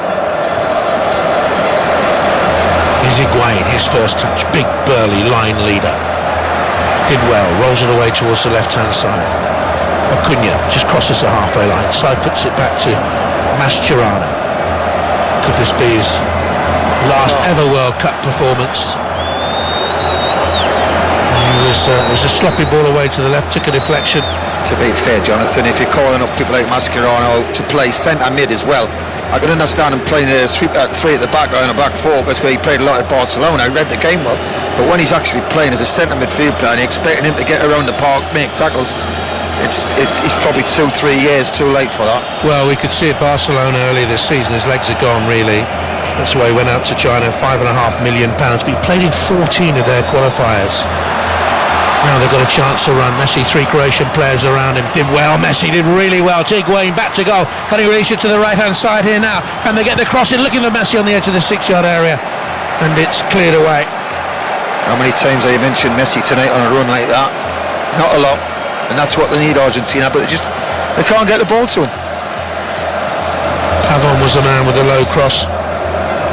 Playing away on that right-hand side. Right wing. Salvio was nominally the right wing back but never really played there. Mascherano misjudged the pass, failed to control it but managed to somehow get possession back again, out to Acuna, left hand touchline. He's gone beyond his man and across comes Lovren, who's looked assured throughout really. Throw for Argentina. They can't create anything with it. What will they do now? Mascherano back to Messi, edge of the D. Feints goes to his left-hand side, try to take on another Croatian and another. Wriggles into the box. In the end, he was outnumbered. And Brozovic did well, and Croatia cleared away towards the halfway line. And I think when he has had the ball this season, at this competition, he has maybe tried to do a little bit too much on it. Yeah, maybe. Well, he's not getting a lot of help, so he's got to do it by himself, and that's where, every time you look at him, he looks. He just looks like he doesn't want to be here, let's be honest. There's too much on him.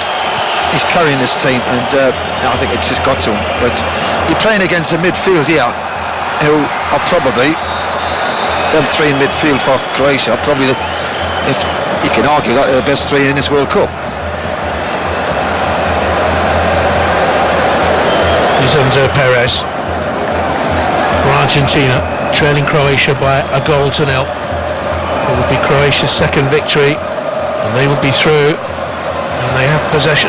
Argentina have possession now. Perez with a run. Higuain's got in behind. Pulls it back, and it's missed somehow. And Messi couldn't stab it in because I think it's Rakitic who's gone down at the foot of his post to deny. And that's Argentina's best chance has come and gone.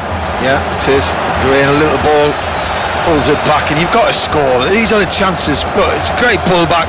Got to finish. It's got to go in the goal, and Rakitic does a brilliant job to put Messi off.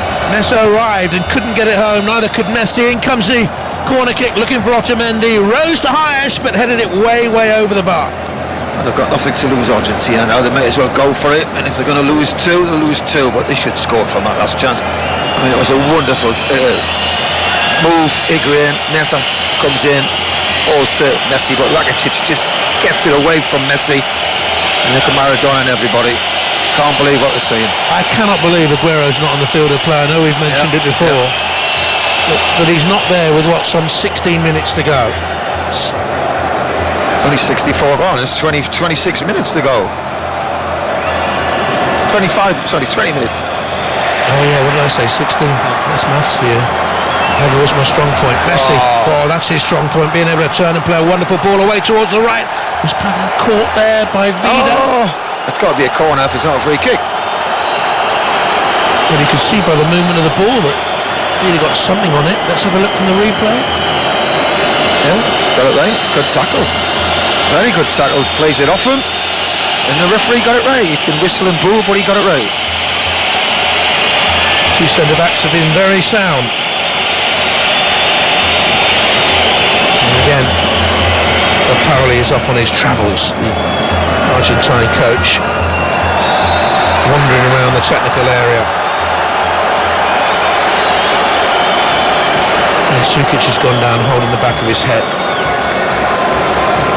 Otamendi came up. I don't think that's a foul. I know Otamendi does jump in a lot, but I think he's just got up early and he's headed it. I don't think that was a foul at all.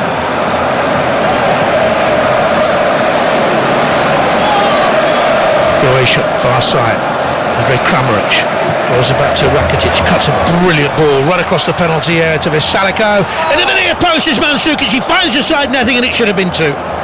Well, he's asking for a corner. I know the coach is saying to them, get back into shape, but great ball by Rakitic, wasn't it? Across the box. And it's a really well-worked chance and just hits the side net. Honda did well putting him under pressure, Tagliafico, but it should have been 2. Argentina will be left with 1 point. Don't forget, Iceland play Nigeria tomorrow. If Iceland win that game, they will have 4 points. Argentina could match that. It'll then go to goal difference. They are teetering on the brink. Mascherano was fouled by Modric. It's a free kick here to Argentina. 66.5 minutes gone. They failed to win their opening game of the World Cup tournament for the first time since losing to Cameroon in 1990. And there's a free kick as Acuna goes down writhing on the ground. It's Vesaliko who gets a yellow card. Oh, it's in the replay, yeah. He's not touched. Seen too much of this in this game. Chris. Terrible. They're having a word together, a little bit of a wry smile from Vesaliko, Atletico Madrid player, but he got him booked there. There's possession now, chunky midfield player for Argentina, Enzo Perez goes down. Modric is blocked off by Mascherano. Play on. Rakitic to the left-hand side. Halfway line. 1-0 Argentina. Strinic. Offside. Going forward offside against Kramaric. Modric still down. Was it an innocent block by Mascherano? Was it quite cynical? Let's have another look. Cynical. Yeah. Took him out. I had a feeling it was. That's the shout from Chris Waddle because he's seen a talented player come on the field of play. Paulo Dybala, creative, mercurial, yes, can be disappointing at times, but he's got such ability and he's come on to replace Enzo Perez. Here's Lionel Messi. He's picking up the ball inside the centre circle, almost on the halfway line, desperate to influence the game. The referee influenced the game there because he got in the way of Christian Pavon. It's back inside the Argentine half again. Here's Dybala. Foul. Rakitic just tapped his ankle. Acknowledge to that fact. He got a yellow in the first game. A little early, just a little early one there. Yeah, welcome to the game. One down, a little couple of studs down the back of the Achilles. Sampaoli picked him in his first game, but he wasn't very good in that game. Dybala hasn't played for Argentina since November, but they haven't played many games. That's one of the things.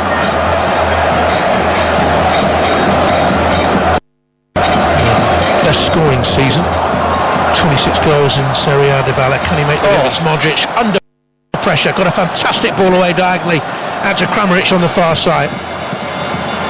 Kramaric pulls it back to the edge of the penalty area looking for Mandzukic. It's just lifted away by Tagliafico. Appeals for handball against Mandzukic. And now it's lobbed away inside the Croatian half. Far side from us then. Strinic down the line. Kramaric. Mercado goes across to meet him. Kramaric drops his shoulder, goes inside Mascherano. Referee's playing, or Mascherano's left something in there on Kramaric, but not enough to see Kramaric riding like he was. He's up, he's walking, he's fine. He rolled, he looked at the referee, he knew he wasn't getting anything, so he simply got up. Well, this is a modern game, Jonathan, unfortunately, and the only people who cut it out is FIFA, UEFA, your federation, your managers, your coaches. It's a game that's let the World Cup down. It's 1-0 to Croatia. That 1-0, it would be an 11th in this tournament. There were 8 in the whole of World Cup 14. There's 20 minutes left. It's Tagliafico. Back wide to him. Run by Pavon down the lane. He's come to the left-hand side, guarded by Mandzukic. Goodness me, he's worked hard. Up front, right-hand side. He played on the right-hand side of the attack in one of the qualifiers. And he's wide for his club, of course.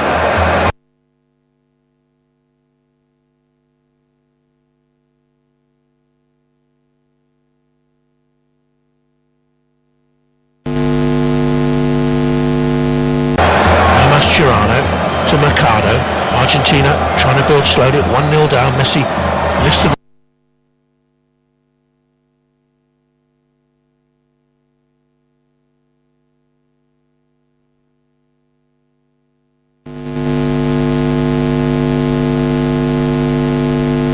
ball into the box looking for Higuain. Breaks away to Dybala.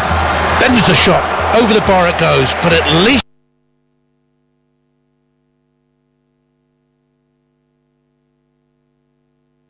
it was an effort, at least it was positive. He should have been playing from the start. He's got a great left foot, makes space. You know, it's not. It would help Messi to play with somebody of that ability.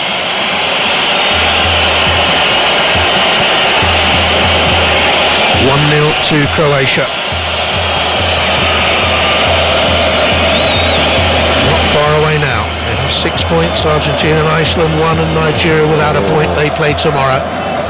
There's another wicket at the cricket, Jonathan. And it's the England captain, Owen Morgan, out for 15. A little bit of a controversial one. England 2-4-4 for 4 because he was caught behind. It was given immediately out by the umpire, but Morgan stood his ground and decided to challenge. So you've had a World Cup of VAR. We had the snickometer brought into things here, and even though he stood his ground, it showed he had nicked the ball. So Morgan's got to go, and England are now 4 wickets down, chasing 311 to win, 244 for 4 in the 33rd. Thanks very much, Jonathan. Over and 5 live from the BBC at World Cup FIFA 2018. Croatia lead against Argentina 1-0 in Nizhny Novgorod, where they used to make the submarine parts and the munitions parts in days gone by. It was closed to foreigners for years and years. And Mandzukic has bundled over Mascherano and ragdolled him and has the ball on the edge of the penalty. Looks for Rakitic. It wasn't a good pass, and though Kramaric chases off after it, gets in front of Caballero. Shouldn't have done. Argentina can't defend, they're all dithery. Here's Strinic's left-hand side. He shouldn't have got anywhere near the ball, Kramaric. Eventually they got it away, and Strinic has left a foot in on Messi, who angrily pushes him away. He's bumped by Messi. It is a foul. And he falls on top of him. Dybala made a difference, certainly. Steps inside Vida, and also Brozovic plays backward of square. Acuna whips in a left foot cross. Higuain's on the far side of the penalty area. I think Argentina need him out there. They need him in the box, but it's a throw in anyway.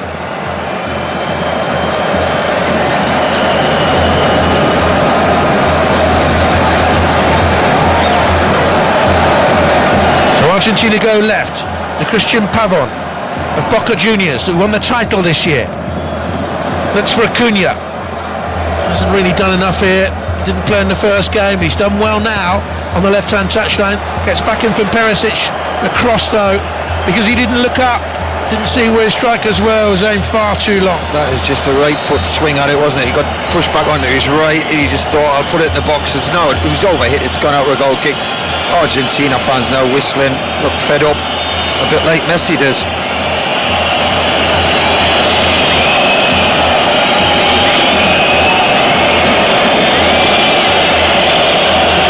Well, they've gone really attacking Argentina. They've had to. Higuain on, Dybala on, Pavon on, but Aguero. Yes, you can understand Salvio and Perez going off, but Aguero going off, and when he went off so early in the second half, absolutely staggering. It's almost a resignation letter from the coach. Well, well it is, and it'll be interesting to see if they lose this game, which it looks like they will, what they'll do after this game. Never mind wait till the end of the tournament. Rakitic from another poor ball by Otamendi, who's gone in, won it, but bumped into Rakitic, who stayed down. Croatia go towards the left-hand side. Kramaric running against his man. Mercado got squared up against the runner and blocked him off, and the referee's given nothing. Again, the Croatian player went down far too easily, and they have got Rakitic still down inside the centre circle. And the referee, who I think he's had a very difficult night, they've made it difficult for him, but he's been a little bit out of his depth. Here's Messi. Far side, between the penalty box and the far side. Cuts it back to Paulo Dybala. Has a look. Who's in support? Mascherano. Croatia calling the referee, who's, with Argentina now on the attack, has finally stopped it to allow treatment for the Croatian player. Now if he was going to stop it, he should have stopped it 20 seconds beforehand. And Mascherano's not helping things by going over to try and pick Rakitic up. Well, it's up to the referee's discretion. Now, if he thought he's lying there, he's not moving, it's his decision. Now, the players can argue with each other. Now, we'll see what's happened. He's just basically got winded, if we look at it. Yeah. So, Argentina's probably thinking, well, it's a collision, he's all right, he's just winded. So they wanted to play on, but the referee made the decision to stop it. But why stop it when he did? That's the perplexing thing. There's anger out there now. Messi pointing a finger at Mandzukic. Yep. There's bitterness, frustration in the Argentine camp. I thought it should have been a foul on Rakitic. It wasn't given. Well, Rakitic is not. He's not normally a player who rolls around the ground, I've got to say. He's normally one who gets on with it. He used 3 coaches in qualifying Argentina, 45 players, team never unchanged, not settled. This is a team that has been out of the group 11 of their last 12 World Cups. It's one of the poorest Argentinian sides I've seen. They have possession inside their own half. Tagliafico with it. Time is growing short for them now. Boomed up by Mercado down there. There's no quality on that pass at all. Simply launched. Dybala was wide on the right-hand side, but he had no chance. So throws for Argentina. Mascherano back to the taker. Slipped to the centre circle. Otamendi brings it forward. 3-4 paces. Rolls a pass then to Tagliafico. Comes through to Acuna on the edge of the penalty area. Lovren steps out, got a deflection. Perisic lobs it away for a throw. Pavon wants to take it, gives it instead to Acuna. Here's Higuain, lovely flick, deftly done. Pavon on the chase, taking on Lovren. Well-timed challenge, corner ball. Done well, Lovren tonight, hasn't he? He's read the game well. He's had a couple of moments, I suppose, in the keeper mix-up, but he's read it very, very well. 12 minutes. Croatia were warming up Kovacic, weren't they, a while back? He didn't come on, did he? No, he didn't come on. Here's Pavon. In comes the corner kick. Just glanced away inside that penalty area. Strinic got a touch on it. Back in the box it goes from Acuna. Here's Mandzukic again. Diving to head it away to the right-hand touchline. He's been excellent for the team, hasn't he? He works his socks off. Do you know, he never complains with that role in Juventus. He gets on with it. Yeah, he's one of the players through the middle. Yeah. He has to play wider for his club. Go on, run. Here's Perisic to run Acuna. He parked his body between the opponent and the ball, did well, was clipped by Perisic, and it's a free kick to Argentina. He does the right thing though, he apologises, so that makes it, referee thinks, no, right, he's just an accident. No yelling. Javier Mascherano in possession for Argentina. Out to Dybala, left-hand touch on his Croatia, we'll see it. To the edge of the penalty area, lifts the cross too near Subasic. One in the box though, Jonathan, there's one in the box. Perisic, up to Mandzukic, trying to draw a foul. He was going to blow. Well, Mandzukic looks at the referee and says, why didn't you blow? Otamendi was leaning on him. The reason Mandzukic plays wide for his club Juventus is because Higuain plays through the middle. Higuain as a substitute now for Argentina on 5 Live. 1-0 Croatia lead, they would be through. And here's Rakitic, brilliantly done. Oh, superbly done. Road 1 challenge, flicked it away from Otamendi. Gets a return from Kramaric. This will be a brilliant goal. Drove it in low. Mercado slithered, got something on it. Thought it might have been a hand, but it wasn't. Lovely move. Brilliant play by Rakitic. Here come Argentina, given away so cheaply. Krosovic. Kramaric away on that left-hand side. Mandzukic plodding through the middle. Argentina look weary. Here's Luka Modric. Dances one side, comes back to his right side, brilliant shot, brilliant goal, brilliant player, brilliant moment for Croatia. They're heading through, they lead Argentina by 2-0. He's a special player, that's a special goal. Well, you just summed him up really, I don't know what else I can say and add to that. He is a top draw, their midfield is absolutely outstanding, and I'm looking at Messi and he looks absolutely fed up. Get me off that pitch. And this performance by Croatia, alright, it's not been a classic, but when you've got 3 players in midfield, especially Modric and Rakitic, you've got a chance of winning any football match. That was just quality by Modric. Goes left, goes right, goes left again, and then he bends it around Caballero. Caballero, could he done a bit better? 20 yards, 25 yards shot, but look at Modric, what a player. All-round midfield player. He had work to do, he moved one way, cut back to his left foot, rolled it to his right again. I didn't see it, the goalie didn't see it. He's blocked off, look, by the defender, look. He has to bend it round.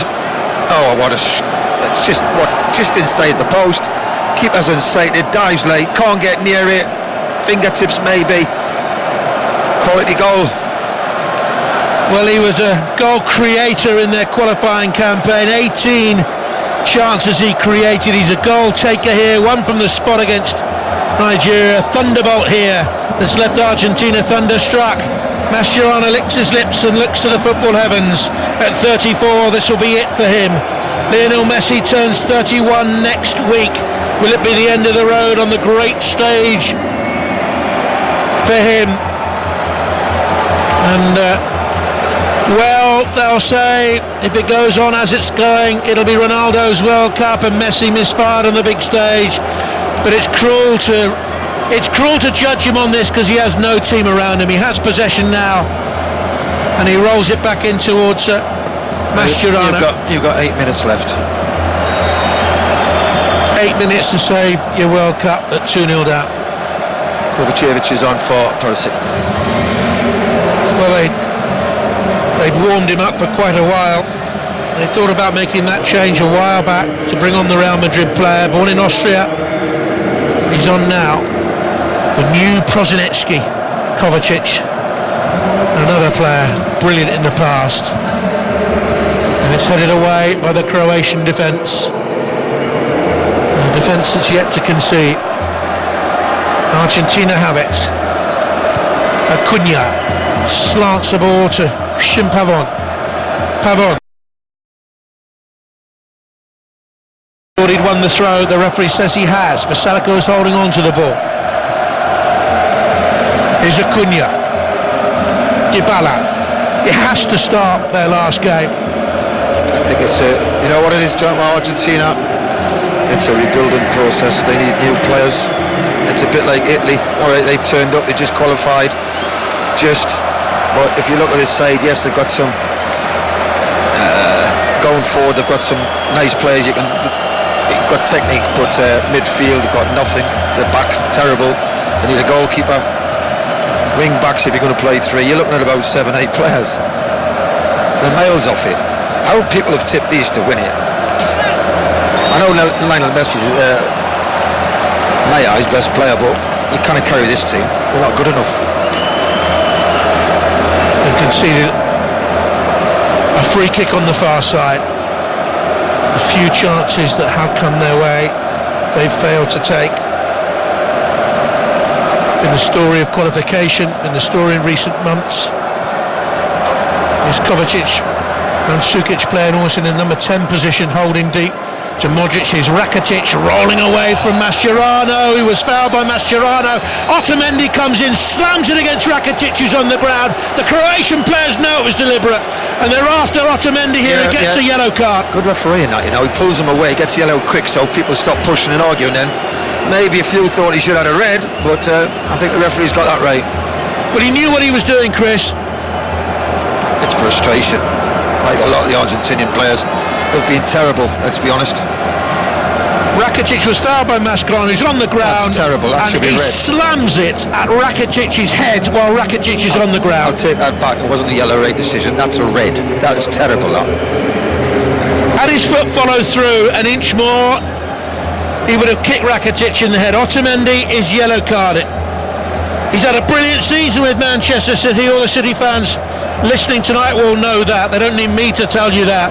Been absolutely sensational. Such an improved player under Pep Guardiola. But here, I'm afraid, for Argentina, he and the rest of his teammates have been found wanting, and they've conceded a free kick now. It's a pity VAR can't look at things like that, because that's red.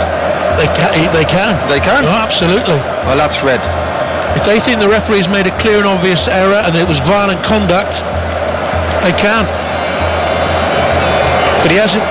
They haven't told him that he needs to check it.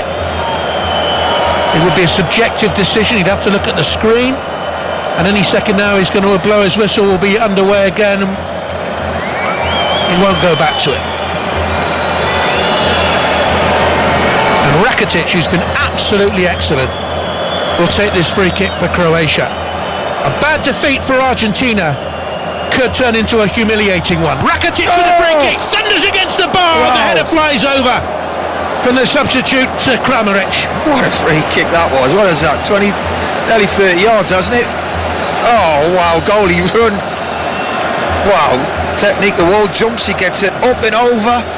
It's dipping all the time. It's gone right in the top corner. Oh, would have went right in the top corner.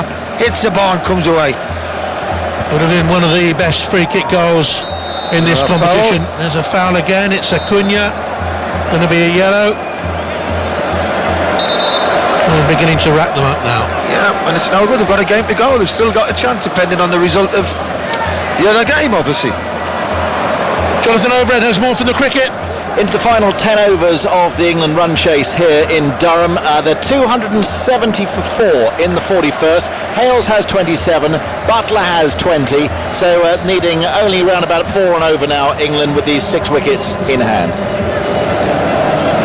The Croatian fans are celebrating here, and we're seeing a picture of Sergio Aguero, who looks as if his world's coming to at the end.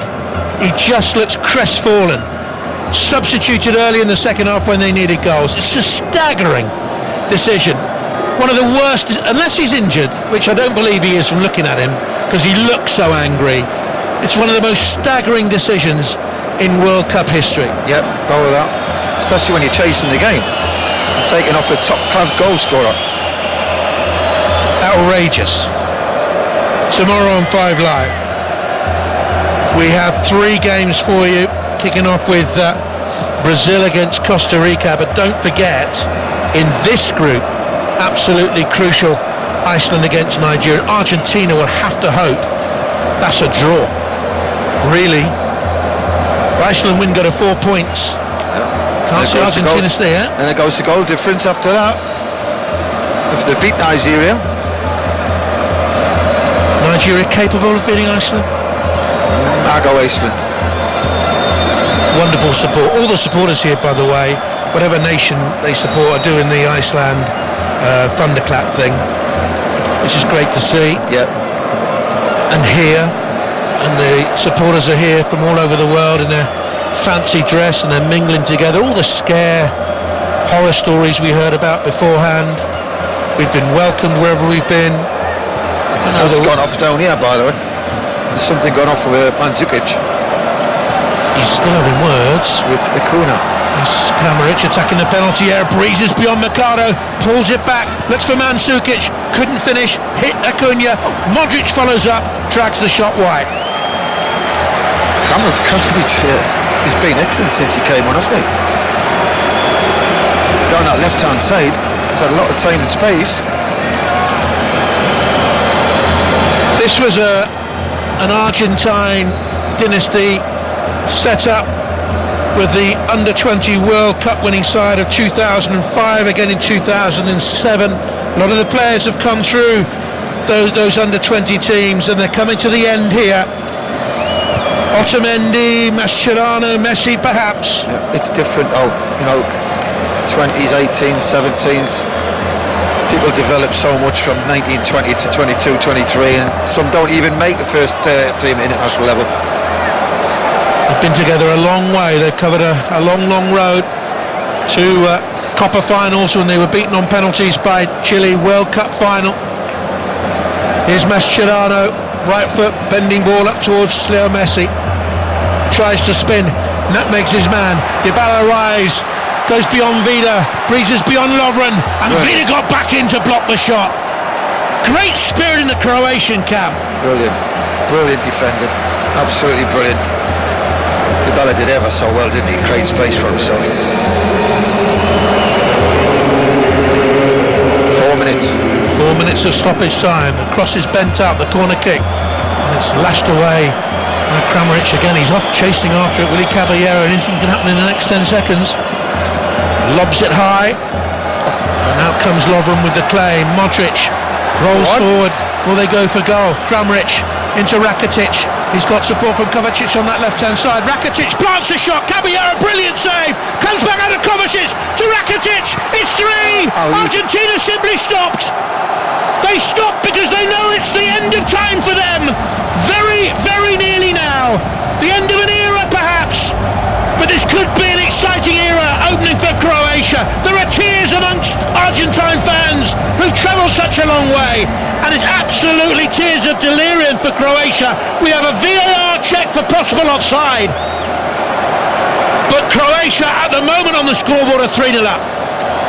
Well, I've got to say, games are won in certain departments. In Croatia's midfield are just top draw, and I know this is a bad Argentine side, but Rakitic, Modric in particular have been absolutely outstanding, and they just can't cope with them. They haven't got the legs. I can't see where unless he shoots and he's offside. It's going to be tight, isn't it? We'll wait and see. I think he's given the goal, mate. Well, Rakitic shot. It looked as if Kramaric was standing in offside position when he shot. It comes back off Caballero, and it's rolled then back into Rakitic's feet by Kovacic. I think he's given it. And he slots it beyond the defender on the line. Lionel Messi looks a tormented soul, baffled by what has happened here in the two games. I think he retire from international football after this tournament. I do. I think the pressure is just too much on a player who is a world-class superstar, and he is. But he cannot carry this team. I'm sorry. They are not good enough for him to carry. The goal is given. Croatia 3-0 up against Argentina with 90 seconds of stoppage time to go. And I would say we don't have to pick an official man of the match. Mr. Rakitic must be close in. Modric, I would split it, give them one each. Absolutely top draw, them two. Absolutely brilliant. Watch out, look, gets his under the cap.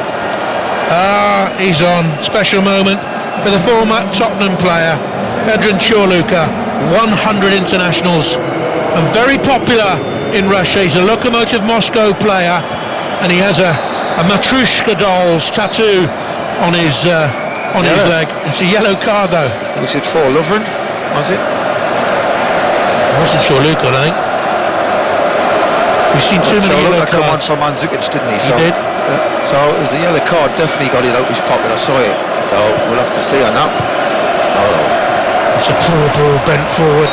Well, there's just going to be trouble for the Argentine player because Subasic has dropped on it, collected it. I think he's made a meal. I think there was a little bit of contact as Tagliafico came forward.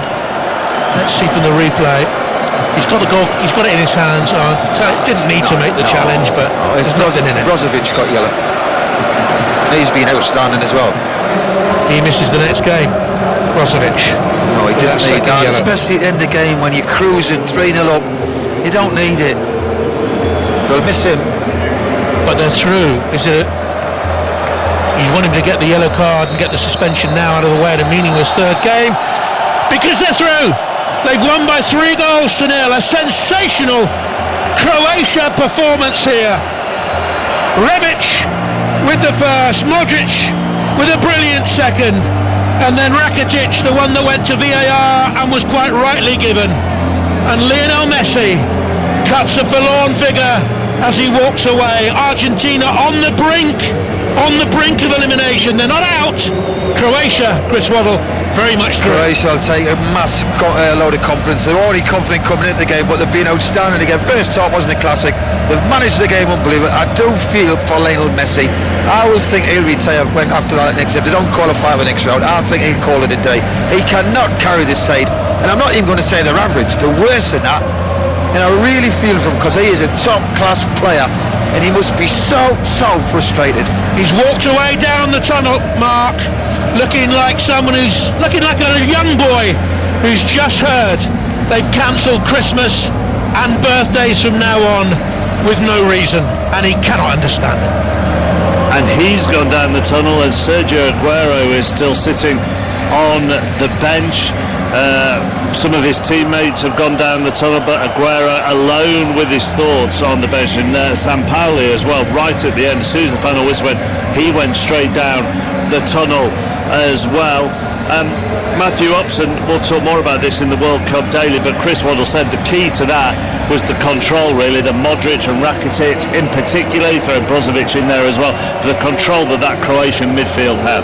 Yeah, absolutely. We spoke before the game about the quality in the middle of the park. They had the extra man with the way they set up, and Rakitic and Modric were just outstanding. In the second half, the moment he got a bit more stretched, a bit more tired, their quality started to come into it even more. And I was really impressed with Croatia out of possession, all the way from Mandzukic. He's got them working really hard for each other, and you can see the workmanship, the team. They've got a good spirit, this squad, and they've got some real quality. 2 wins out of 2 for Croatia, so they have 6 points. Argentina have won from their 2 games. Iceland have won, and they play tomorrow against Nigeria, who lost their opening game. That's the middle game tomorrow. Got Brazil, Costa Rica first, then Nigeria, Iceland, and then we finish with Serbia against Switzerland. And for all the togetherness that Croatia have, Tim Vickery, Argentina are the opposite. No, shambles, an absolute shambles. But if you've been following them over recent times, you cannot possibly be surprised. And everything that happened here was so predictable. I mean, we were talking with Pat Nevin before the Iceland game that Caballero is going to make a kicking error or an error coming out of his goal. That was the most predictable goal in the World Cup. And they were always playing Russian roulette with the space down the Argentine right, and Croatia got in there more or less at will. A shambles. Bizarrely enough, they can still save themselves. A win against Nigeria in the last round could be enough to keep them in the competition, although that may well be doing nothing more than prolonging the misery. There are long-term reasons for this and short-term reasons as well, and I don't know how much time we've got to go into some of those. But the word that sums it up is shambles. Well, you're with us for the pod as well, aren't you? So we will definitely investigate it during the pod. But the good point, Chris Waddle and Jonathan Pearce. Jonathan's going to stay for the pod as well. But Chris, that if this group does come down to goal difference, then that third goal that Argentina conceded could be crucial and careless, Chris. I think Iceland don't score many, but they don't concede, do they? So if they beat Nigeria sort of 2-0, they'll be very confident they're through in a way, because I still think Nigeria will score against Argentina. I think this is a terrible Argentina side. I mean, terrible. They are all over the place. You know what they need to do? They need to look at the players around the 30-32 mark, say, we're going to build again, and I know they mightn't have the quality at the minute, but they're going to have to build through people like Dybala, who's 24, players of, there's 4 or 5 in that squad young. Whether they're good enough or not, that's going to have to be the future. It's time to start again for Argentina. It's an important, interesting point about the goal difference, though, because once it went to 2-0 and the game was really out of reach for them, the way they were playing, it's almost like there was an element of, it felt as if they were out. You know, that they then played like they were out of the tournament, Argentina. It just shows you mentally where this group is at, because, like you said, that third goal could end up being very important if they win their last group game. Well, I think if Iceland win tomorrow, they'll go to 4 points. Their last game is against Croatia. A draw in that game takes Croatia and Iceland through. I think that's game over for. If Iceland win tomorrow, I think it's game over for Argentina. Paul, Argentina are woeful. What do you expect when you rely on one man? The attention and blame Messi gets is masking just how bad the rest of this Argentine team is. They wouldn't even be here without Messi's hat-trick in the final qualifier. The rest are shocking too. We'll explore this more on the World Cup daily podcast as well over the next hour, and Pablo Zabaleta will hopefully join us once he comes off air with Gary Lineker and the rest of the TV team, although he might be too annoyed and upset to come up, but fingers crossed that he will join us. Do you think there is a complacency from the rest of the Argentine team to rely on Messi, Chris Waddle? Yeah, of course it's all built on Messi. Everything's around him, and listen, you can have an organised side, and you can have, but you've got to have players who are. Not everybody's good at going to be on Lionel Messi's wavelength, but you need players who can get the ball to him, and players who can fill in for him when he's walking around and whatever. You're playing Mascherano, great player all his career, brilliant player, not this level anymore, nowhere near this level. Dybala on the plays the same, he can link up with Messi, he's on the bench. Aguero, they're chasing the game, they bring Higuain on and take Aguero off. Don't get it. I just don't understand where they're going and what is the formation. They end up losing the plot, fouling, giving things away. They can't play. They're not. You know, there's like 5 or 6 of them. They're carrying. Messi's actually trying to do too much, and he's ended up so frustrated. The game's just passed him by the second half, and he must think, "What am I doing here?" You know, he plays for Barcelona. He runs the games, and everybody gets the ball to him. He's got wonderful players around him. Listen, it doesn't matter how good you are, you cannot play with them players he's playing with. Chris, do you not think that it's interesting to see how Portugal use Ronaldo? Yeah. Because they centre the team around Ronaldo, don't Exactly. they? You know, everything is around him, but the difference is, and this is where the manager, this is where I look at Sampaio, and I don't understand what he's trying to achieve. Sometimes you have to accept that maybe your players aren't very good, but how can we be the best team? And Portugal have done that, I think, because I don't think they've got amazing players. They've got some good players in there, but you've got Ronaldo, and if you put that structure around him that's solid and everyone knows their job, you've got an opportunity of winning tournaments. You look at that team, right? Today, you worry about Aguero, which they're 2 against them most of the time. The 2 centre-halves play close together. All right, had the odd shot, whatever, and then you stop Messi. What else have you got? So, but if you put people like Dybala in and somebody else in who's got a bit of trick and a bit of cleverness and a bit of pace, all of a sudden you worry about other departments. What you got to say tonight is stop the service and stop Aguero when he gets near the box, take the block up, whatever you have to do to take the ball away from him, and get round Messi, because who's he going to play with? Who's on his wavelength? Nobody. Plenty more on Argentina and Croatia on the World Cup Daily on the way with Jonathan and Matthew, and as I say, hopefully Pablo Zabaleta will join myself and Tim Vickery as well. Nick says Rakitic and Modric have bossed this game. Argentina are hopeless, needed a miracle from Messi to qualify, and they just aren't a team. Clueless all over at the cricket. Jonathan Overend. Yes, England certainly a team, the best one-day team in the world. They're proving it in this current series against Australia. They go 4-0 up. England have just won with more than 5 overs to spare. They win by 6 wickets. They reach their victory target. 314 for 4 with a couple of massive hits from Joss Butler, who reached another half-century. He was 54 not out at the close in just 29 balls. Alex Hales with him did a good job. 34. That actually is England's second highest ODI successful run chase. 314 for 4. They go 4-0 up in the series and can complete the whitewash in Manchester on Sunday. OK, thank you very much. Jonathan mentioned all the people who are coming up on the World Cup Daily. I missed Danny Welbeck off as well. Really interesting interview with him coming up in the next hour. But at 9 o'clock, here's Richard Foster. On digital, online, smartphone and tablet, this is BBC 5 Live. EU citizens will have to answer 3 simple questions online if they want to keep living in the UK after Brexit. The Home Secretary says they'll be asked to prove their ID, whether they have criminal convictions, and whether they live here already. Nicholas Hatton is from the 3 Million, which campaigns on behalf of EU citizens in the UK. I think it's very welcome that we have more certainty about the rules, but it's been 2 years, it's been too long, so people are really anxious and worried, so it's going to take a bit more than just a statement to reassure people. Hampshire police are going to hand over the investigation into the deaths at Gosport War Memorial Hospital to another force. An inquiry has found more than 450 patients died after doctors gave them dangerous levels of painkillers. The report says the quality of 3 police investigations into 92 of those deaths have been consistently poor. The European Commission President says there'll be no Brexit deal without an agreement about the Irish border. Jean-Claude Juncker has been holding talks in Dublin with the Taoiseach, Leo Varadkar, and the EU's chief Brexit negotiator, Michel Barnier. He insists Ireland won't be isolated. We have Ireland backed by 26 member states and by the Commission. This will not change. I'm strongly against any temptation to try to isolate Ireland and not to conclude a deal on Ireland. Melania Trump has visited a charity in Texas which is helping migrant children who've been separated from their parents.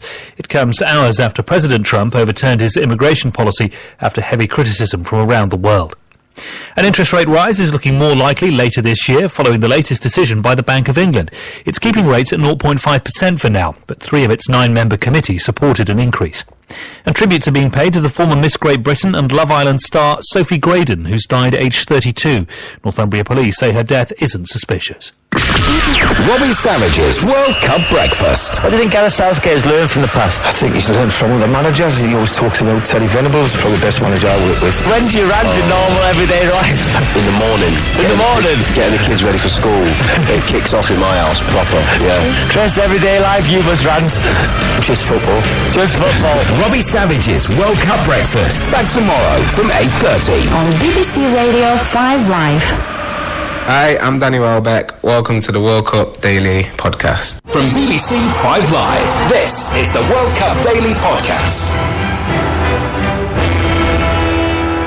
That's one of our smoother idents from Danny Welbeck. We'll hear from him later on this episode of the World Cup Daily. We're also hoping to hear from Pablo Zabaleta. He's been in the TV for the Argentina-Croatia game, so I'm told that he's going to pop in and join myself, Matthew Upson, and commentator Jonathan Pearce, but I no guessing really what mood he might be in after Argentina's thumping by Croatia. Croatia winning by 3 goals to 0. We'll talk to Tim Vickery later as well, ahead of Brazil's second match at the tournament. We'll come on to Argentina when, fingers crossed, Pablo joins us, Jonathan.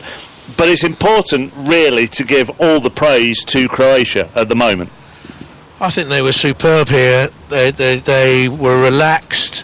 They pushed the ball around. They could see how anxious Argentina were as they came into the stadium for the national anthems. You could see the sweat on the face. You could see the anxiety written all over Leo Messi. And they took advantage of it. Took advantage of a terrible mistake by Willy Caballero for 1-0.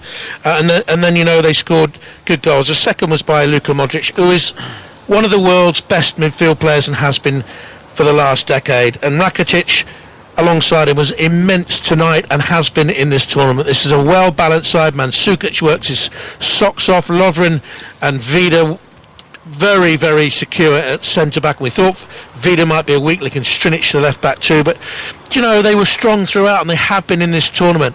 Whether or not they've got enough quality to go all the way, I don't know, but they're going to go a long way, I'm pretty sure of that. But the interesting thing is, on the evidence of our own eyes, Matthew, I'll bring you on this one first, then go back to you. But on the evidence of what we've seen from all the teams in all the groups, Croatia are very near the top of the quality that we've seen. I mean, nobody has stood out and impressed. Nobody has gone, wow, you are going to win the World Cup.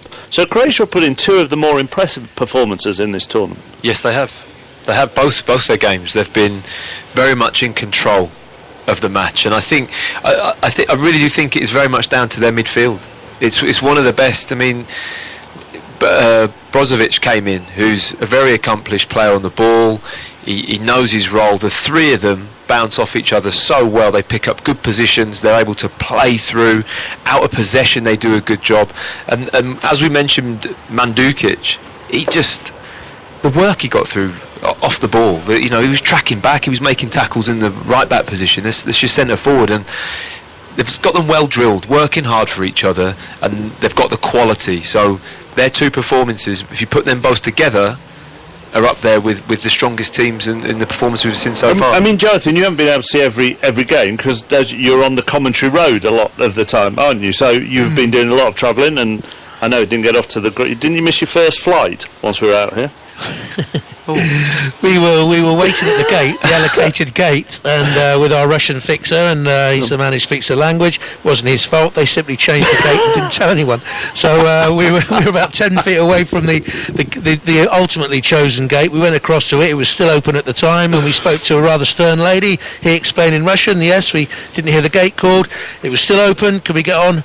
No, she said as she turned around and locked the door on the gate. So she learned a couple of new words actually in English that she probably hadn't ever heard before. But we got on a later plane. Did your Russian helper translate those words to her? Was that? I think he pointed them out in hand gestures. But anyway, moving on. Moving on, but so the point of that was obviously you haven't seen every game and every match. You've seen quite a lot. But there aren't. I mean, does anybody stand out for you more than Croatia at the moment? I think Belgium looked comfortable and looked very good. I thought England in the first 25 minutes looked excellent. Then they had the second half problems, which is a concern. But I don't think I don't think Gareth Southgate's team will fear anyone from what they've seen so far. Brazil haven't got going.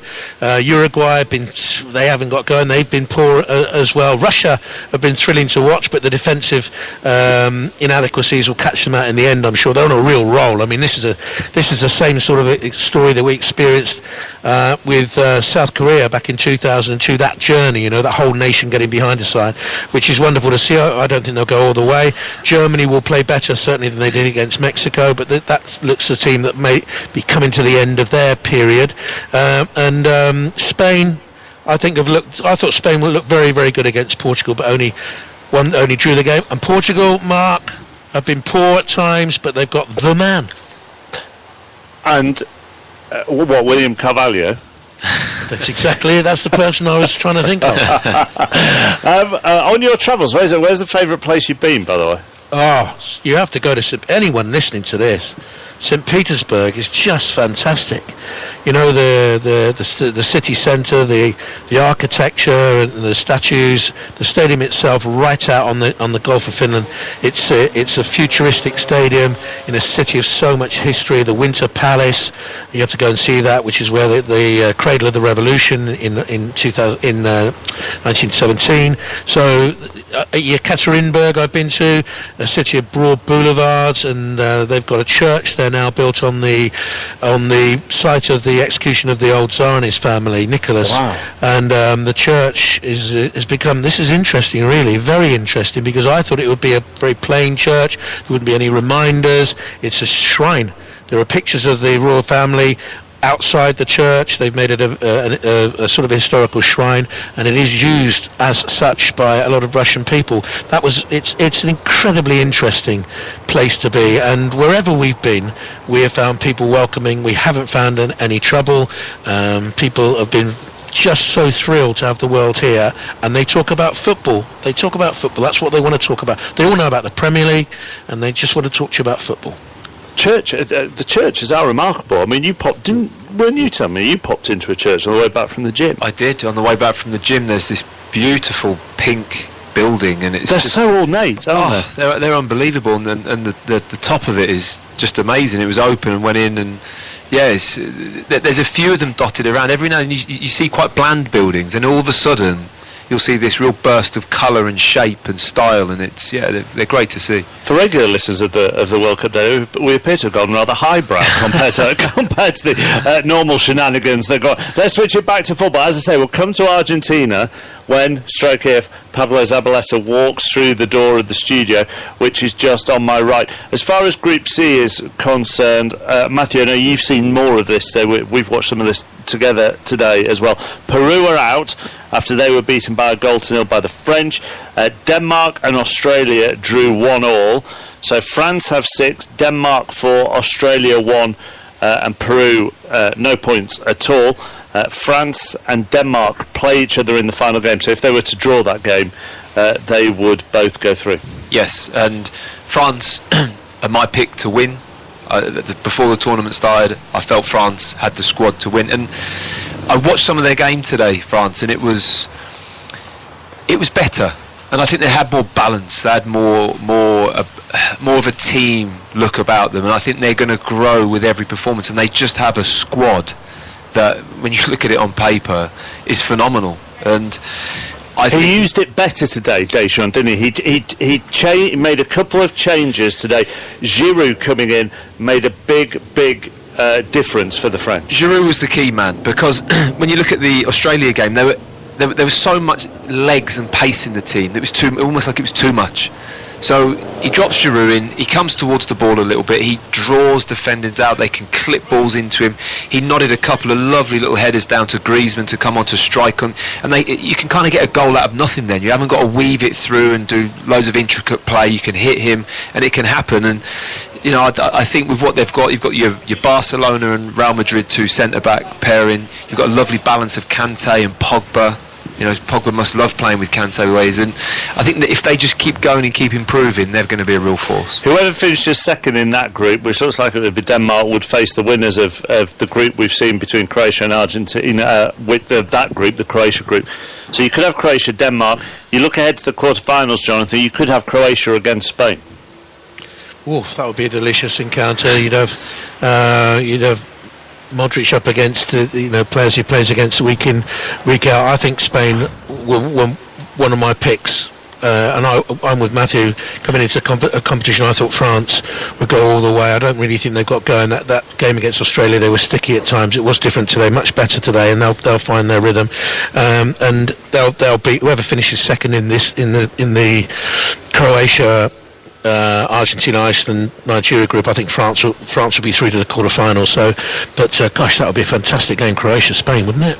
That would be an amazing game. Just before this game took place, I did see a tweet as well. It sort of brings it down a little bit, which is, on average so far at this World Cup, before Croatia, Argentina, there've been 2.18 goals per game, which is the lowest of any World Cup at this stage. Does that stat surprise you, or does it feel like that kind of World Cup, or maybe have we just had that kind of couple of days where most of the scores have been binary? Yeah, you can get spells like this in a competition, and then it comes alive. I think the first flurry of goals was on the back of the 3-3 Spain-Portugal, which those two countries, this is the way we're going to approach the World Cup, all do it.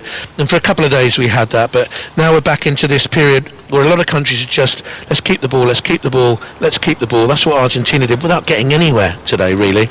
And I think we're seeing a lot of those sort of countries emerging. Keep the ball, try and defend, try and frustrate, and maybe break out and get a goal. We're seeing poor teams here as well.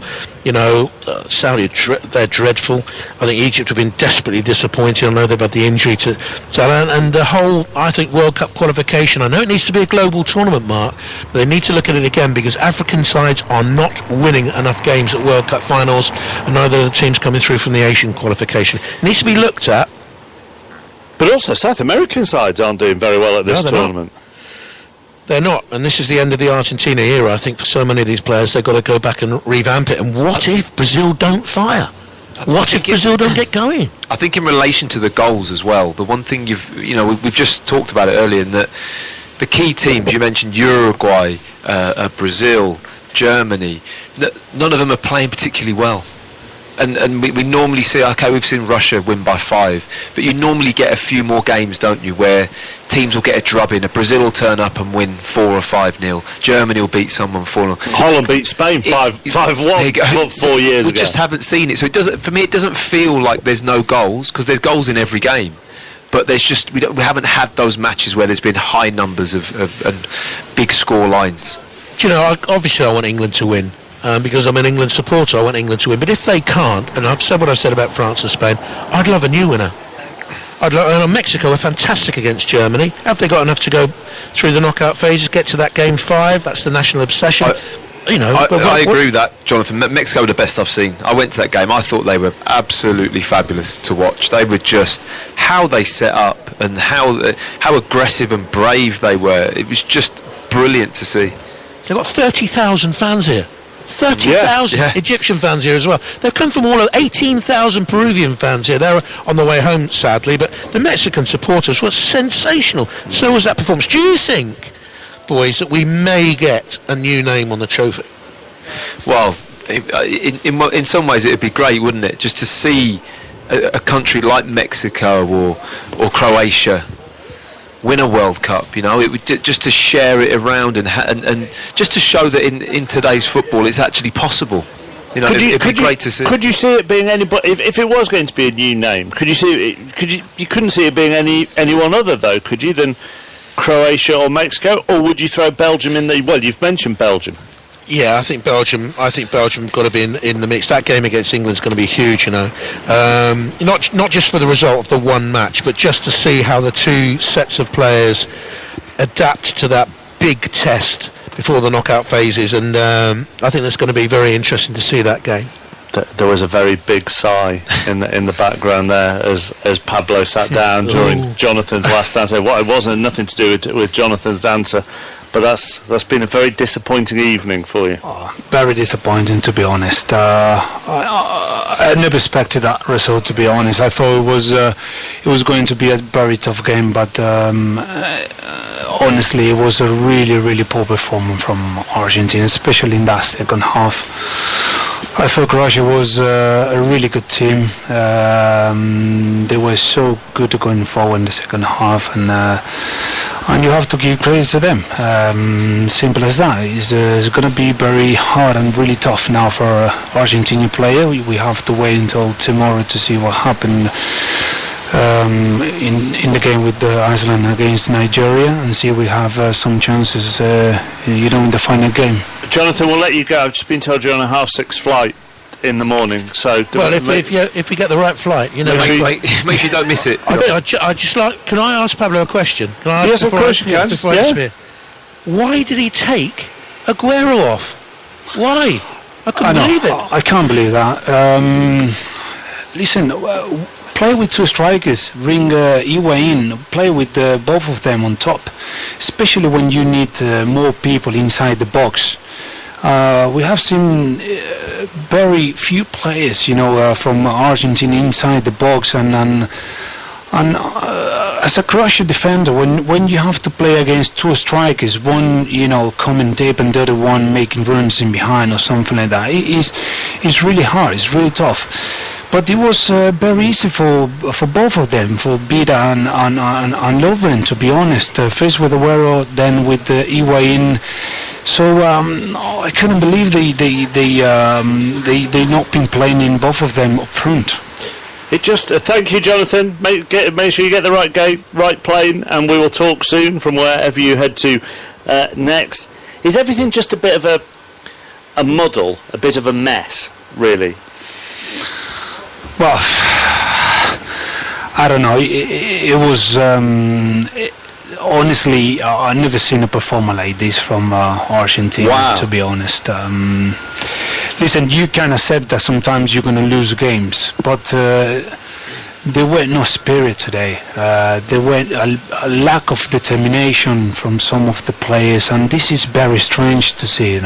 It's interesting you say that, because that's what I was going to actually ask you, because we've sat here, we've spoken about why did he do this, why didn't so-and-so play, what shape did he, this, that and the other.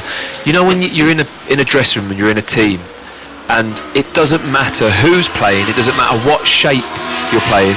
If the players aren't organised and prepared and know what they're doing, it looks like that to me. And the game just started. They just didn't look like they ever had any belief they were going to win that match. Exactly. And I thought in the first half it was different. I thought it was a good game with a few good chances for both teams. But that second half, it was not good enough. Of course, I think psychologically or mentally, after that Caballero mistake, it was very tough for the players. I thought after that mistake that they never seemed up there to try to score a goal and to equalize the game and have a chance to win the game. So and then last 2 goals, it was very bad defending, and you cannot do that in the World Cup. You have to do much better than that, because all of the players have been playing for the big clubs. The likes of Otamendi, Mercado in Seville, Tagliafico in Ajax, Willy Caballero playing for Chelsea, Macherano was a few months ago playing for Barcelona. So they should have done much better than that. Do you think? And this may be difficult for you to answer, I don't know, but if you had been in that team this evening, do you think you yourself would have been deflated or demoralised or lose your concentration because of the mistake of a goalkeeper?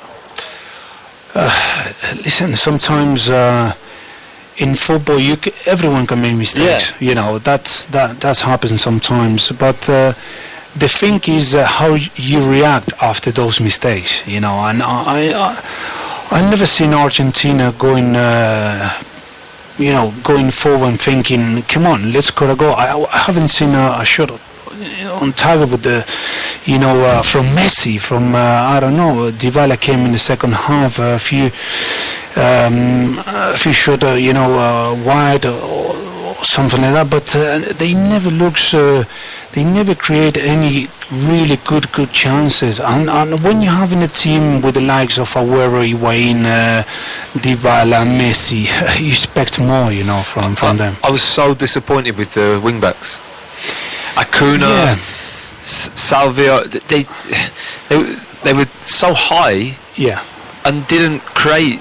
There was nothing going on in wide areas. I thought for Sampaoli when he thought about playing with 3 at the back with Salvio on the right and Acuna on the left, he probably thought they would provide some width, to the team. But they were, especially going backwards, they were, they know fullbacks. They've been playing for Benfica and Acuna for Sporting Lisbon. They've been playing more as a winger. And sometimes when you playing with 3 at the back and the 2 wing backs, they have to do both jobs. Definitely, because one of you're going to form a back 4 at some point. The right wing back's going to be high. The left one's going to drop into a left back position, and you're going to shuffle from a 5 into a 4. You will have like a back 4. Yeah, you don't just disappear and leave 3.